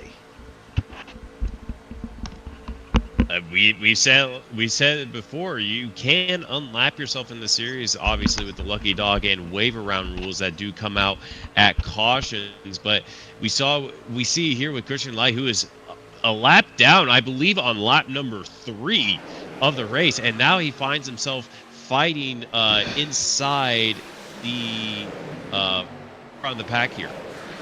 Yeah, I mean, he had to start from pit lane. Remember, if you recall, he had a radio issue. He had to start from pit lane, and Christian Light has worked his way back into the lead draft. You see him following Jason Southard there, but he is trying any way he can to get back toward the front of this field. Now he hops up to the outside of Southard.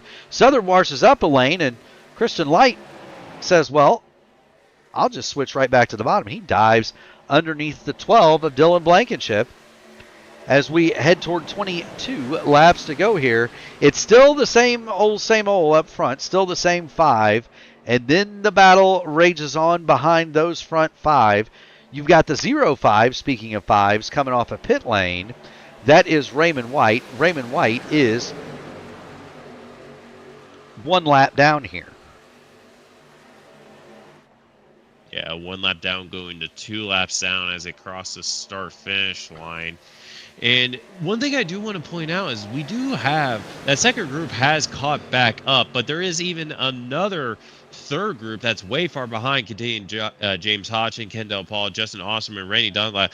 A lot of the big players in this series about 7 seconds back from this lead pack here, as we see the leaders at the front, Julian Valdez, Peyton Howe, go to the bottom, getting around the lap car. I'm not able to make out who that is, but that did separate the front of the pack a little bit here. The yellow flag is out. Yellow is out. Caution's out. Yeah, yellow's out. Caution is on the speedway.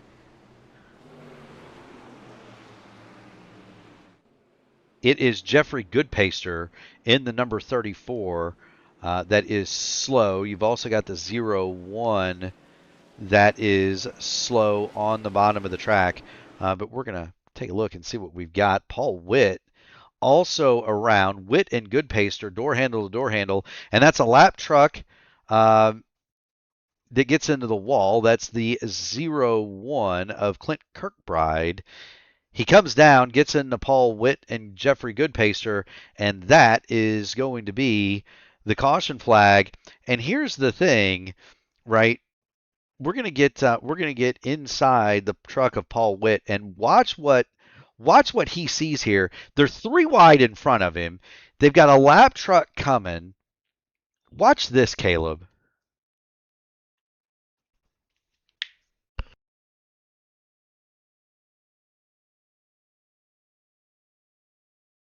There's the wall, and bam. Paul Witt has nowhere to go. He's got the 34 underneath him. Around they all go. Shower of sparks. Clint Kirkbride in the AMA, in the American Motorsport Association liveried machine, hard into the wall. Tough break for Paul Witt. His truck severely damaged. Caution is back out. Witt is going to bring his truck to the pit lane. And now do you stop? You've been out 20... Caleb, you've been out 28 laps. Do you stop now? I think this is the time to go. 22 laps seems to be to where it's not too early to where it won't make a difference, but not too late to where it's already way too late to make yourself up to get back up towards the middle of the field.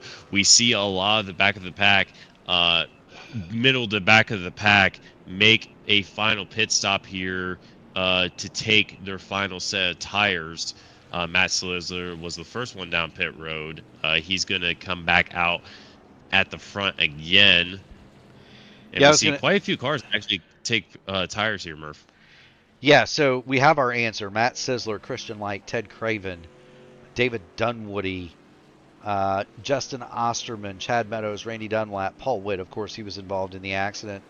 Joshua Andrews, Joshua King, all hit the pit lane. But Matt Sizzler is the first truck that I would have considered one of those contenders at the front. He's the first one to hit the pit lane with 18 to go, and you're right. I think this is about right. If you were going to come get him, now's the time.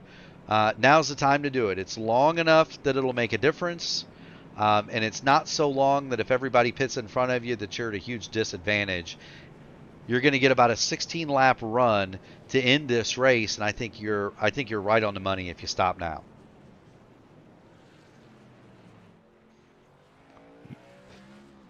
Yeah, we see Sizzler. He comes back out in. I can't make out what position he's actually in at the moment when he came out pit lane, but he's actually not too far back from our leaders, as I believe we're one to go here. Julian Valdez, Peyton Howe, going to lead the field once again next time by.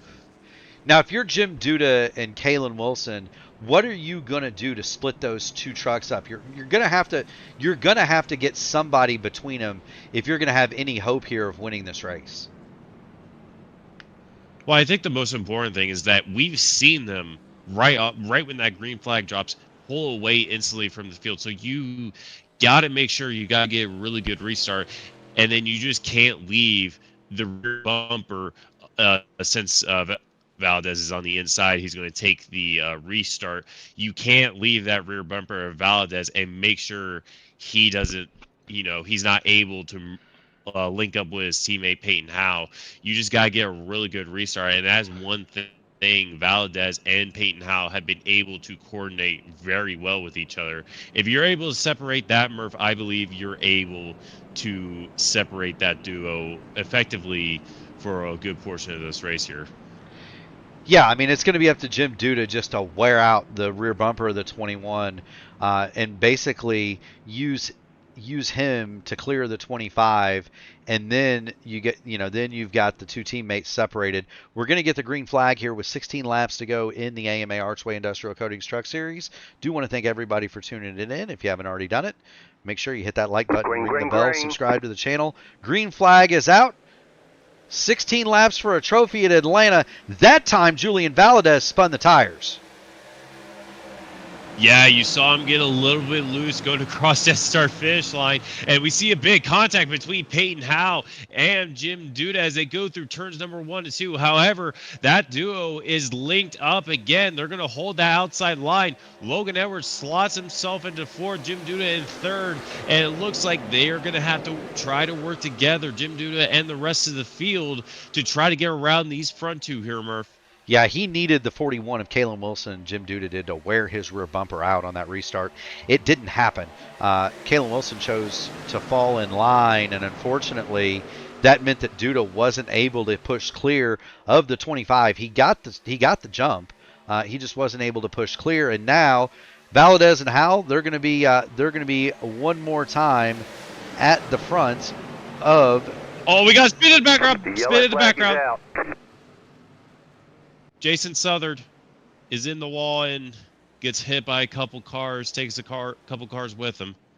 There's the truck of Jason Southard, and he has shortened the rear end of the bed on that Ford by about a foot. Let's go back and see what we've got. He's racing in there. He's got Christian Light, David Dunwoody around him. There's 3 wide going down the back. And let's see what we've got here.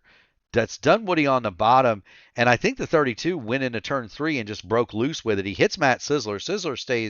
Sizzler keeps going.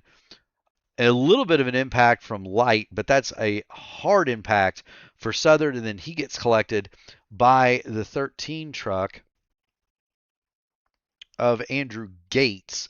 So caution on the speedway one more time. There's Southern, and we have more extracurricular activities in the back. What in tarnation is going on here? That's Andrew Gates. Gates gets up to the back of the field.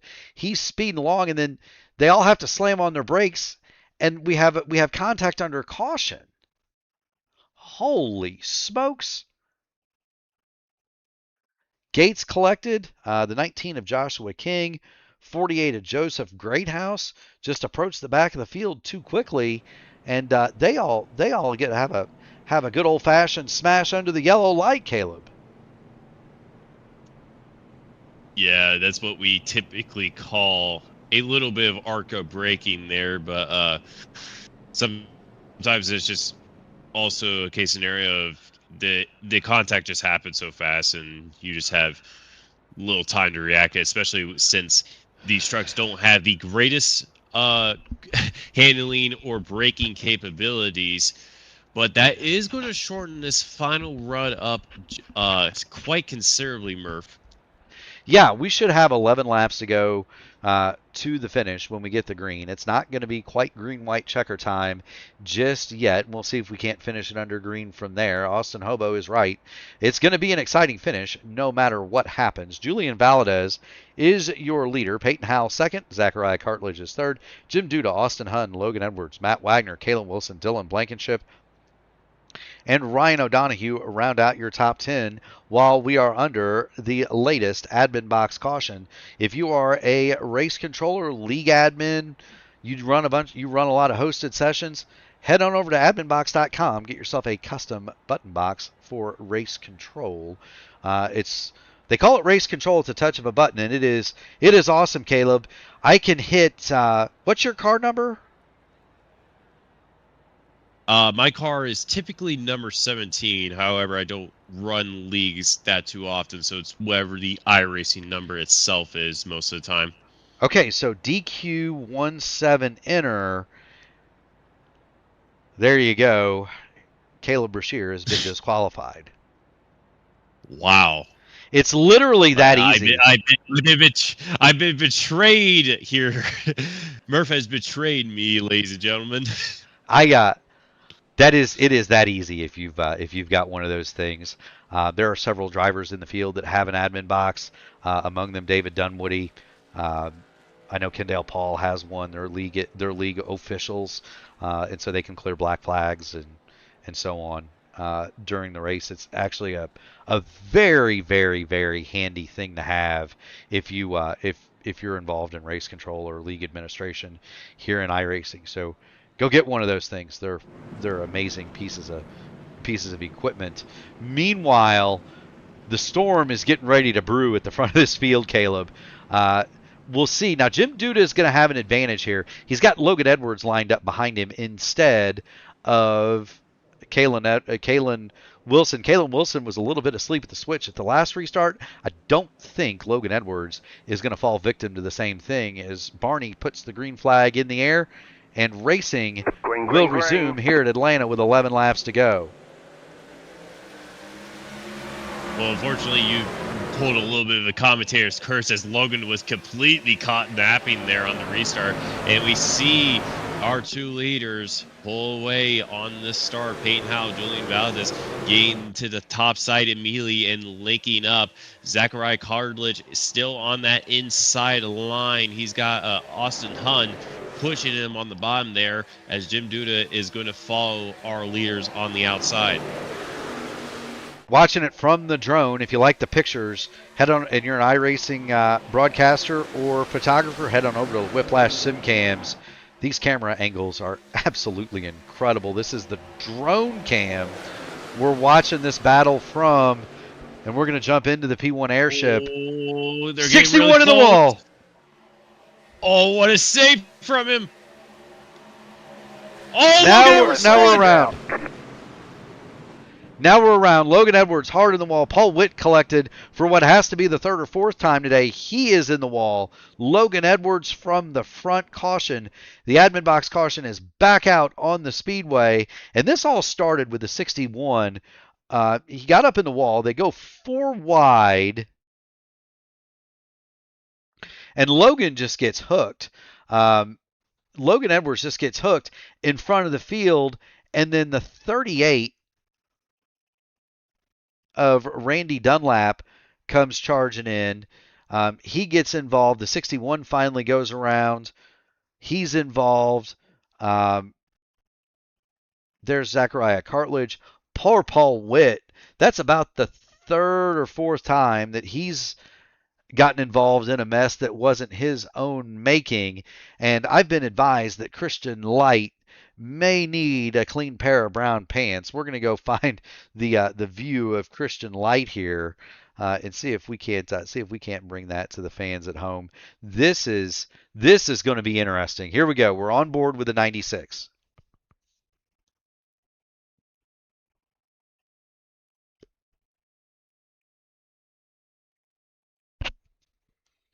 Down the backstretch. There goes Logan Edwards.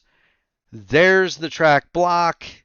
He follows Say Hey Lewis Hayes through there, and Ryan O'Donohue is just in front of that. You can tell the DVD Motorsports cars with the I am second plates on the back. But they make it. He makes it through that. Watch this. This is a better angle. Watch Christian Light here. Shoot the gap. There's the contact. Here comes the right hook. And watch Christian Light. It's the red and blue X on the hood of that truck. Caleb, that's about as close as you want to shave with it, isn't it? Yeah, absolutely. You can't get really any closer than that here, Murph. You can't. Now, on the trucks that came to take tires, Matt Sizzler is the first truck that got new tires on that last stop. There's Sizzler. He is 12th in that 3 birdies machine, and he's got Christian Light right behind him. Light also took tires, as did David Dunwoody. Those trucks are 12th, 13th, and 14th in the field, and so kind of keep an eye out on them. These extended cautions, though, they do help the trucks that didn't stop, right? Cools the tires off. Lets them depressurize a little bit, let some air out of them. They don't. There's not nearly as much wear under caution as there is under green, Caleb, and we're seeing these caution flags play out to the advantage of trucks that did not stop. Yeah, obviously, the longer the caution's out, the less the tires are going to wear, as you said. However, that does promote that the tires that, the guys that did come down pit lane, their tires are just going to be fresher towards the end of the run anyways. So it kind of cancels out, everybody's tires are going to wear less. And that pretty much just means the field is just going to go faster than they did earlier in the race with a short amount of time to start making moves here as we get. I believe it's going to be 6 to go next time around, and the green flag should fly coming through the next time they go green next time around. Yes, it should. Lights are out atop the Chevy Silverado pace truck here in iRacing, and so we are getting ready to go. Do want to thank everybody for sticking around, sticking with us. Ty Keela pops in and he says, Wags to the front. Matty Wagner is currently running along in the 6th spot, and there he is in the Crown Royal Taupe Soaps. He's got 4D Racewear, Horizon Racing League on that truck. Matty Wagner is going to restart this race 3rd on the inside line. Clindy Cindy pops in. He says he put $200 on Matt Wagner in DraftKings. We'll see if that's a good bet. Away we go, and Wagner spins the tires, coming to the green. Yes, he does, but one thing that's unique, we haven't been in contact with Peyton Howe up at the front of the field. He makes contact with Jim Duda. Jim Duda is going to slot himself at second, but Peyton Howe's going to hold that outside line.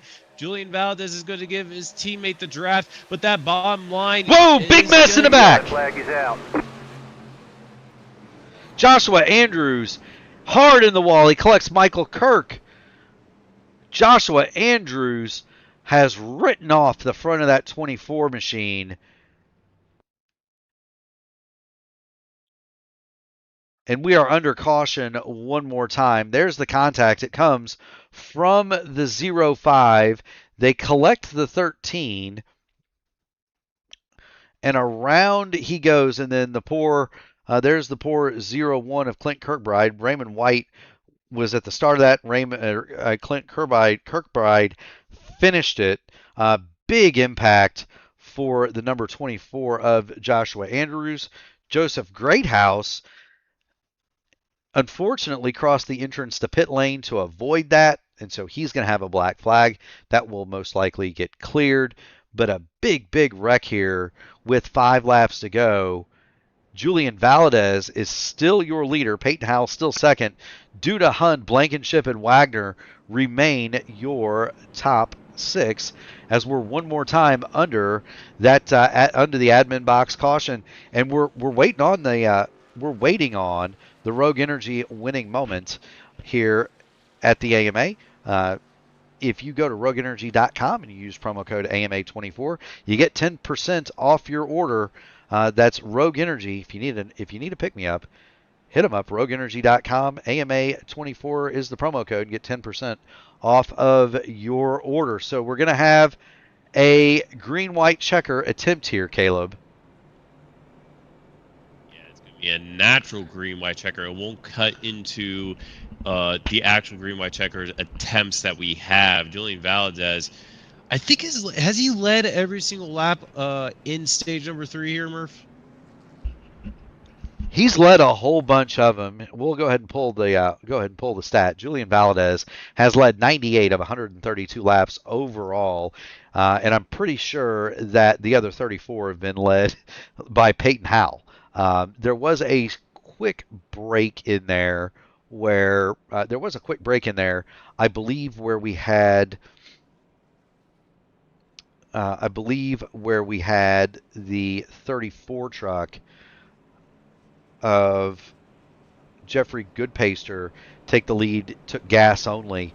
Goodpaster is not a factor at the front of this field. Goodpaster out of the race, will be credited with 34th.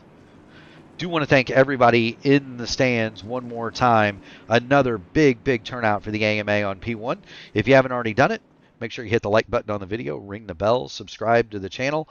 We've got a full slate of iRacing action here on P1 coming up the next week. There is a race just about every night, from official top splits to Indy Next support series races here in iRacing.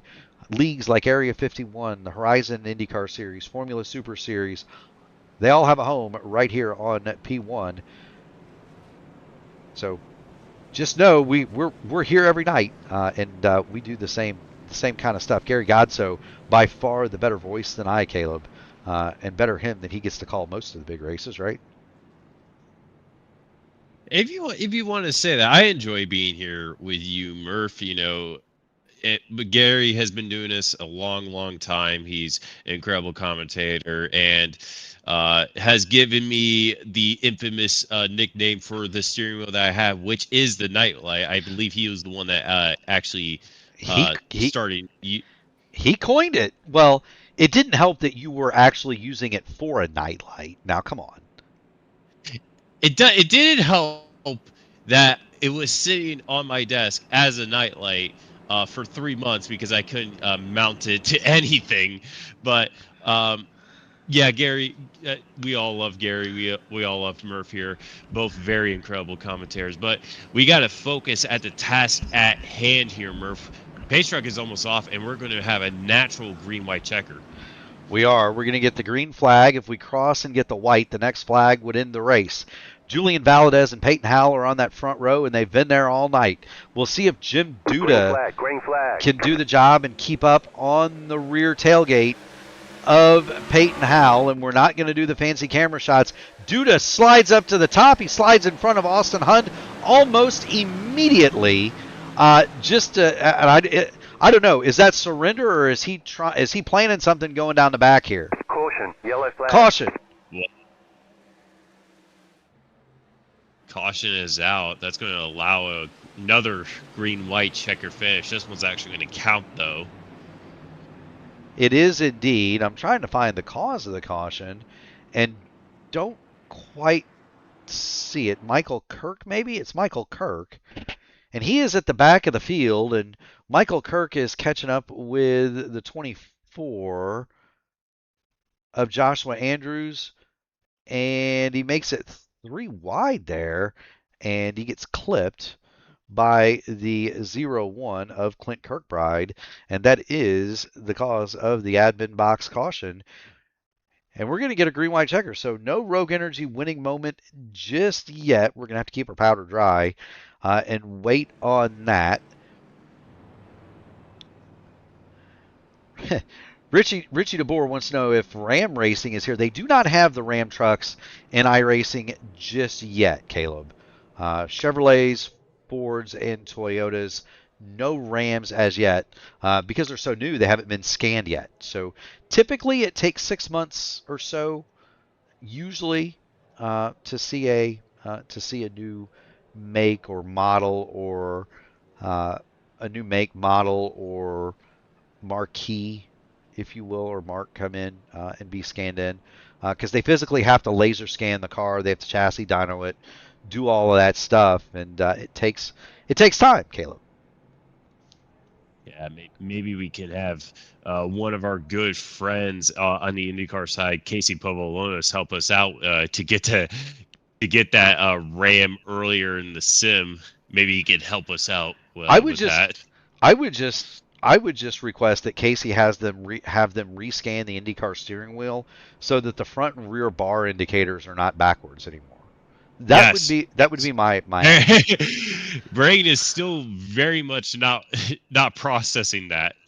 However, it's supposed to match like how the levers go. Like the right side is like actually your front, and your left lever in real life is your rear. Which I'd rather just have the dash be correct. Left right, front, right.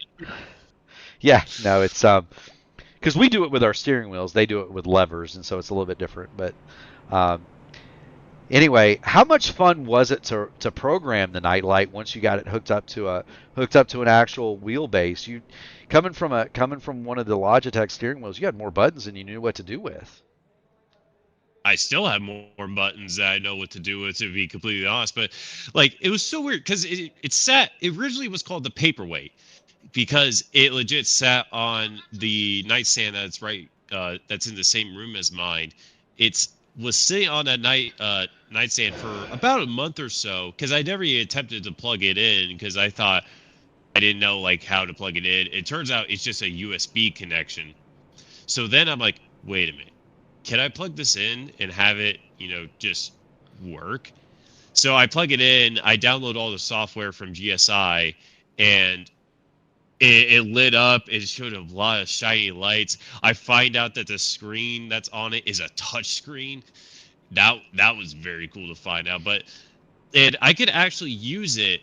The only problem is I didn't have a wheelbase to actually physically turn the car. I can use it to even shift. I can use it to change brake bias. In the IndyCar, the weight jacker, front rear anti-roll bar. I can use it to do all of that. I can even use it to play other video games if I really wanted to. I just couldn't make the actual most important part, which is steer the car. Use it as a glorified button box, right? Do appreciate everybody in the audience, in the chat. Thank you so much for keeping us company here tonight, being an engaged audience.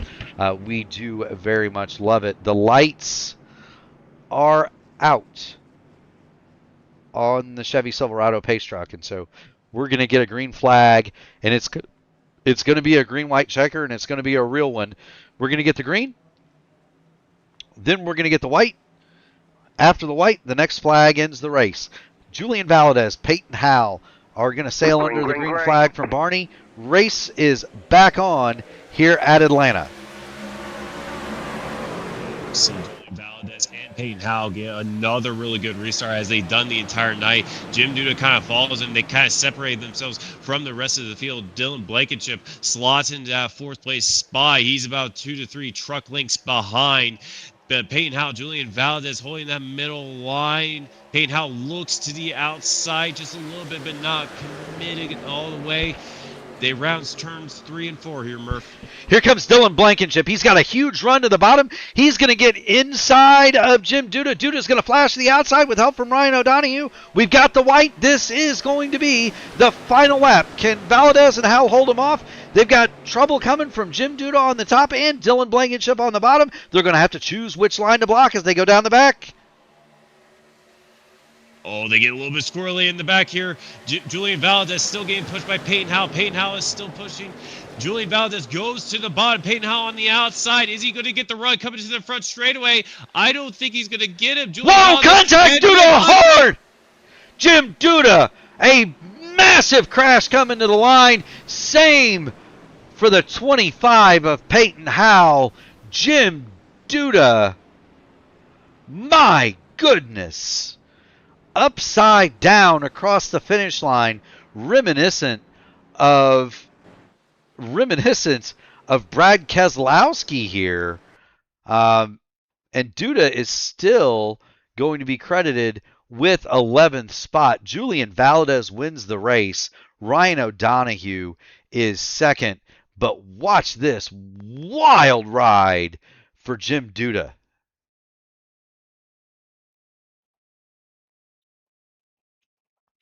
They come off a 4, and Ryan O'Donohue is pushing Duda, and I think Duda gets right hooked by the 25 of Peyton Howell. He's going to go up and over, and that's the flip from Duda. Austin Hunn gets a piece of that too. We're going to get in the blimp and kind of show you. O'Donohue is pushing hard. Duda's all the way against the line, and it's awfully tough to tell from that angle, but there's the crash across the line. Julian Valdez is going to burn him down, and that is your Rogue Energy winning moment. My goodness gracious, Caleb. So, where did I'm still questioning where Ryan O'Donohue came from. He started 7th on that restart. We haven't talked about him the entire night, and he somehow ends up 2nd here, Murph. Whew. He does indeed. This is your Rogue Energy winning moment. If you go to Rogue Energy, you need a pick-me-up, head on over to rogueenergy.com. You put in AMA24, you'll get 10% off of your order.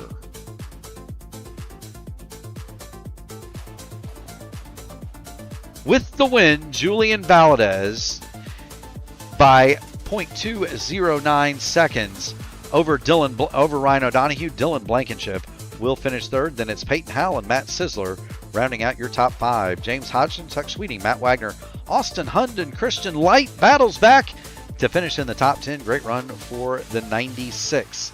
In 11th, Jim Duda, then Kalen Wilson. 12th, Kendall Paul, David Dunwoody, Say Hey Lewis Hayes round out your top 15. Then John Hutchins, Chad Meadows, Daniel Meadows, Justin Osterman, and Brad Fulham, positions 16 through 20. In 21st, Ted Craven, then Zachariah Cartledge, Andrew Gates, Joshua King, Logan Edwards, Joshua Andrews, Paul Witt, Michael Kirk, Joseph Greathouse, and Clint Kirkbride will be credited with 30th. In 31st, Jason Southard, then Raymond White, Randy Dunlap, Jeffrey Goodpacer, Sean Roberts, John Van Ostrand, Keith Graham, Alan Steigerwald, and Dan Witt all out of the race here at Atlanta. 39 trucks signed in. Julian Valdez, Ryan O'Donohue, and Dylan Blankenship are your podium.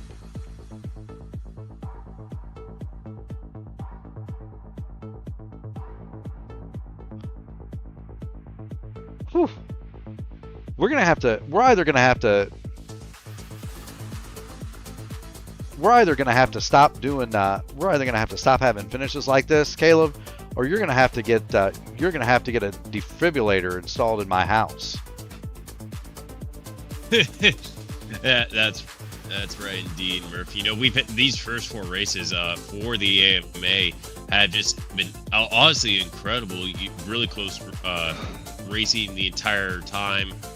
You know, all the way around across all 4 races in the Grand National and the Truck Series, and honestly, just been really good racing. But now, this is gonna be a little bit different. The first 4 races across the 2 series have been play style racing. Now we go to a road course. You know, this is going to really throw us a curveball on what drivers are going to be prevalent, what drivers that usually are, you know, week in, week out winners might struggle here.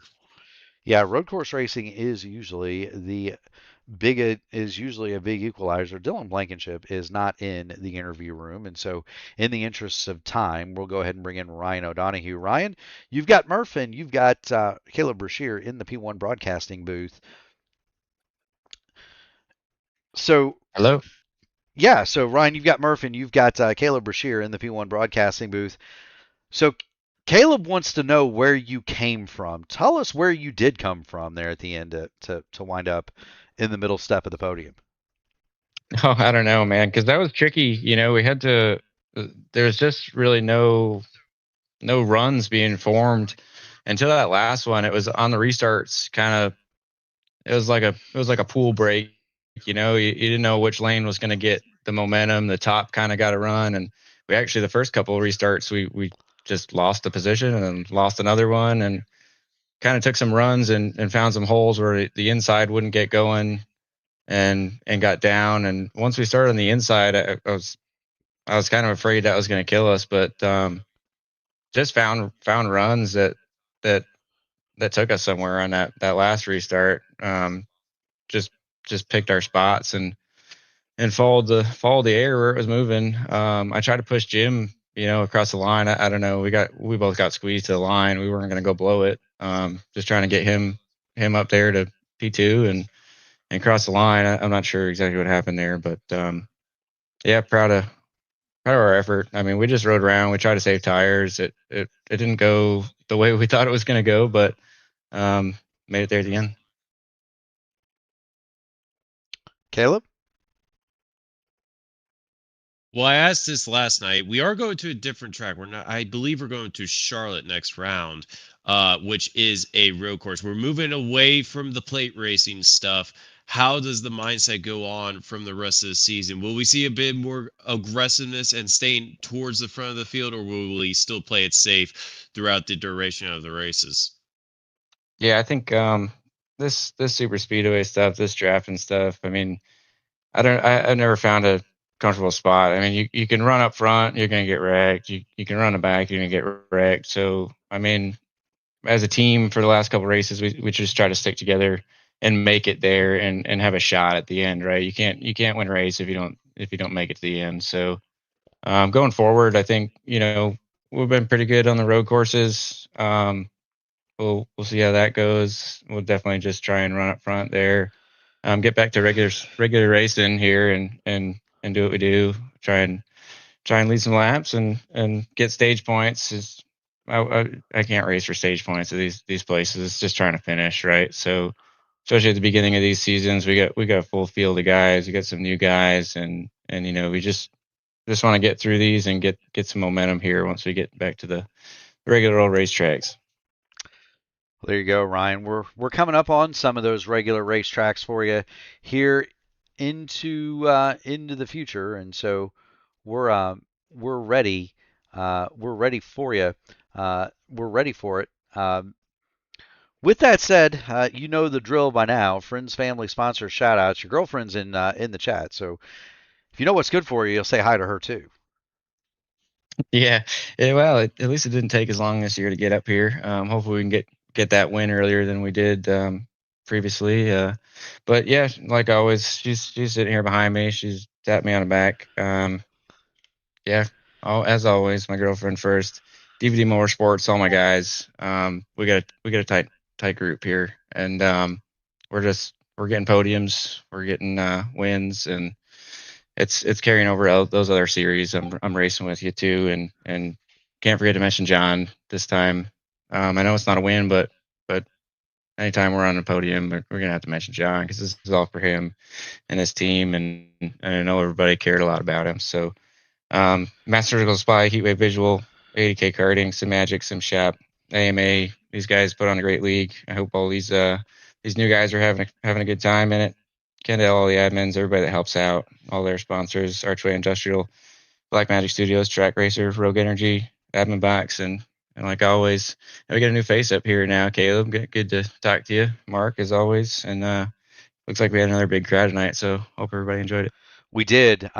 It was Sam and I turned the tables on each other the last couple of nights. I was in an interview room where he was in the booth, and I got to interview him last night, so that was fun.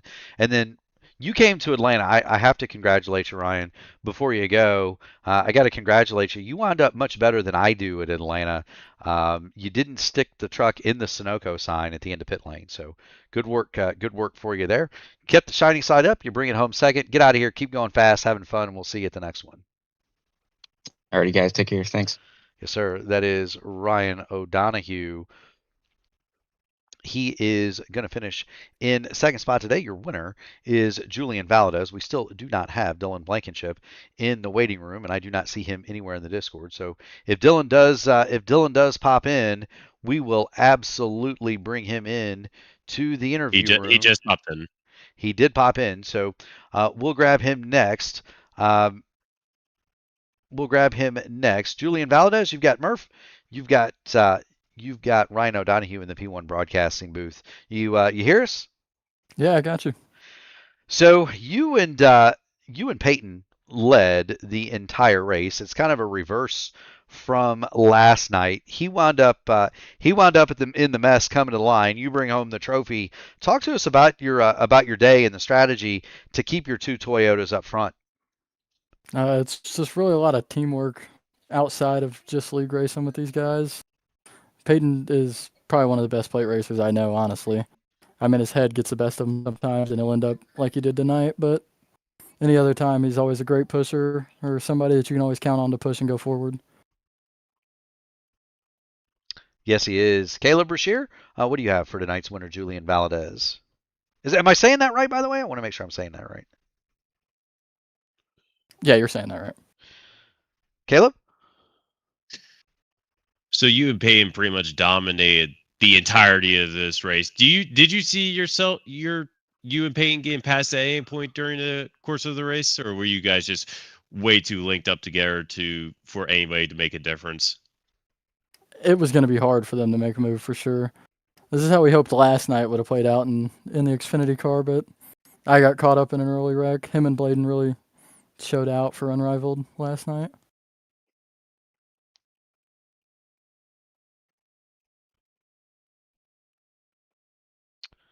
Well, it worked out tonight, right? Peyton won last night. You win tonight. You both score.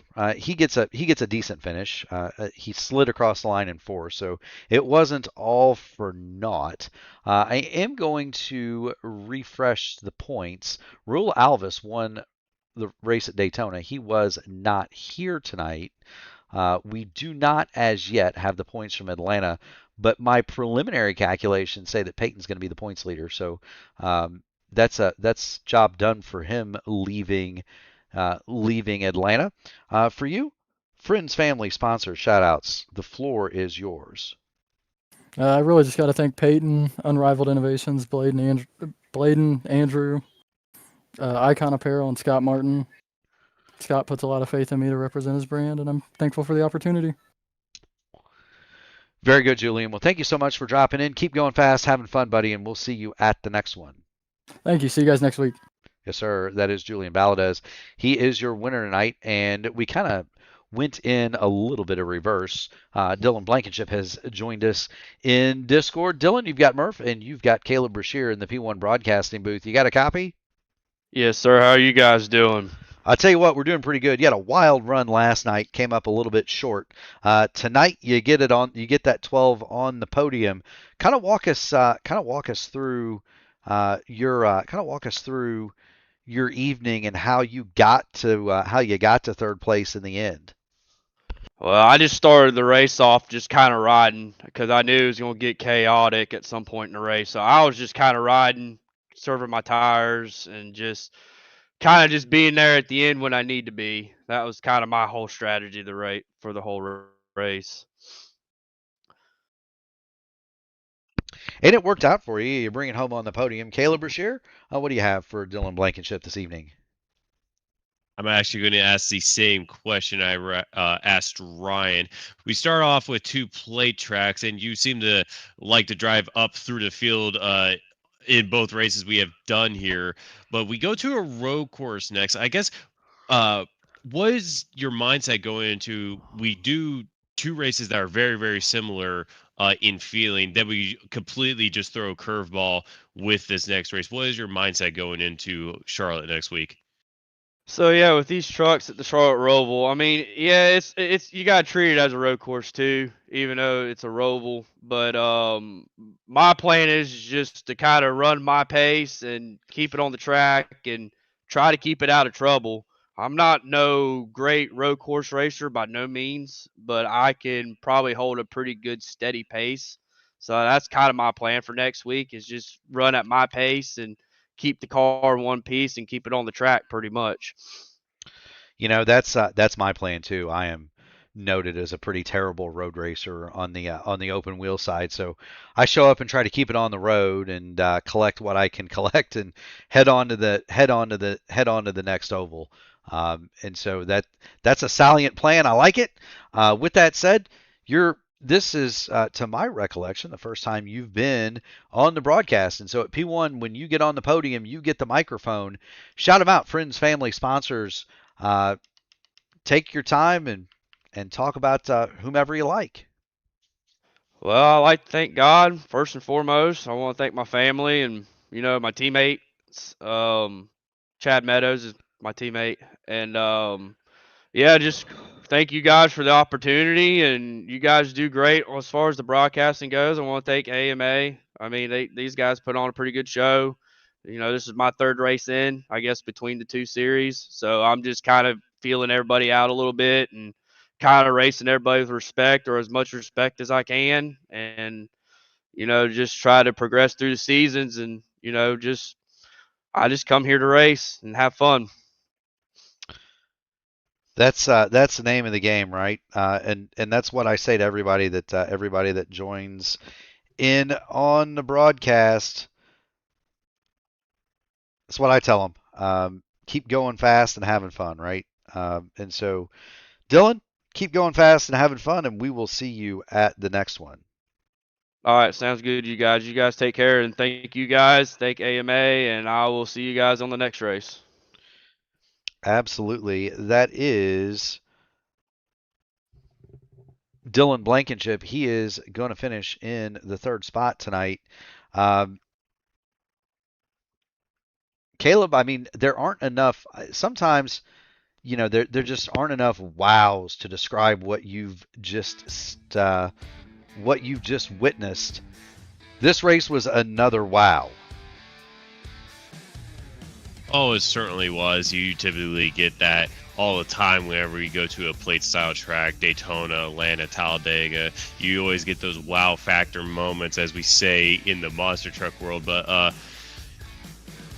we are changing it up, as we said before. AMA is going to actually 2 different road courses. The Grand National is going to Coda next week. Trucks are going to the Charlotte Roval, but it's still kind of the same mindset of it'll be a different type of wow, but it will still be great racing all around, just a little bit different style at that. But I'm really looking forward to the rest of the season here, Murph. I'm looking forward to it too. The next AMA race is going to be the AMA Outland Custom Arms Grand National Series. That's going to be from Circuit of the Americas at 8:20 Eastern Standard Time for the pre-race, 8:35 start right here on P1. Speaking of P1, upcoming races, the Vote of Indy Oval Series is going to be live on Sunday night, 8 o'clock Eastern, for round 3 of their championship at Michigan. Monday night, it's the IndyCar Open Series Monday night top split from Sebring at 7, followed at 9 o'clock by the Indy Next Road Series at 9 from Mexico City. On Tuesday, the IndyCar Oval Series Tuesday night top split comes to us from Michigan International Speedway.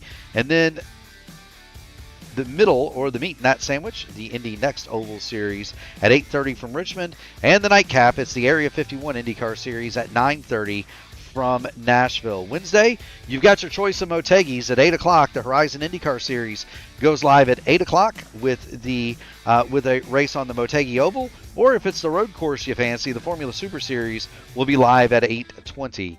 That brings us right back here to the AMA Outland Custom Arms Grand National Series live from Circuit of the Americas, 8:20 pre-race, 8:35 start.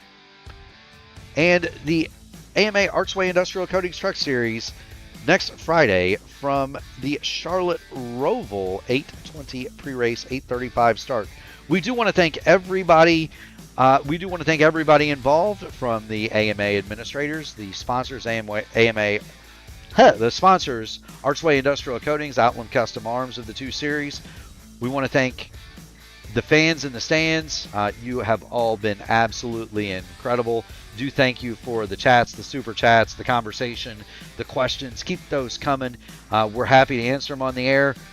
But we really got to thank the people who really make it possible. The military, the police, the firemen, the EMTs that drive the ambulance, and Caleb, the nurse that unloads you when they get you there. From the bottom of our hearts, we thank you all, and we will see you next week at 8:20 right here on P1.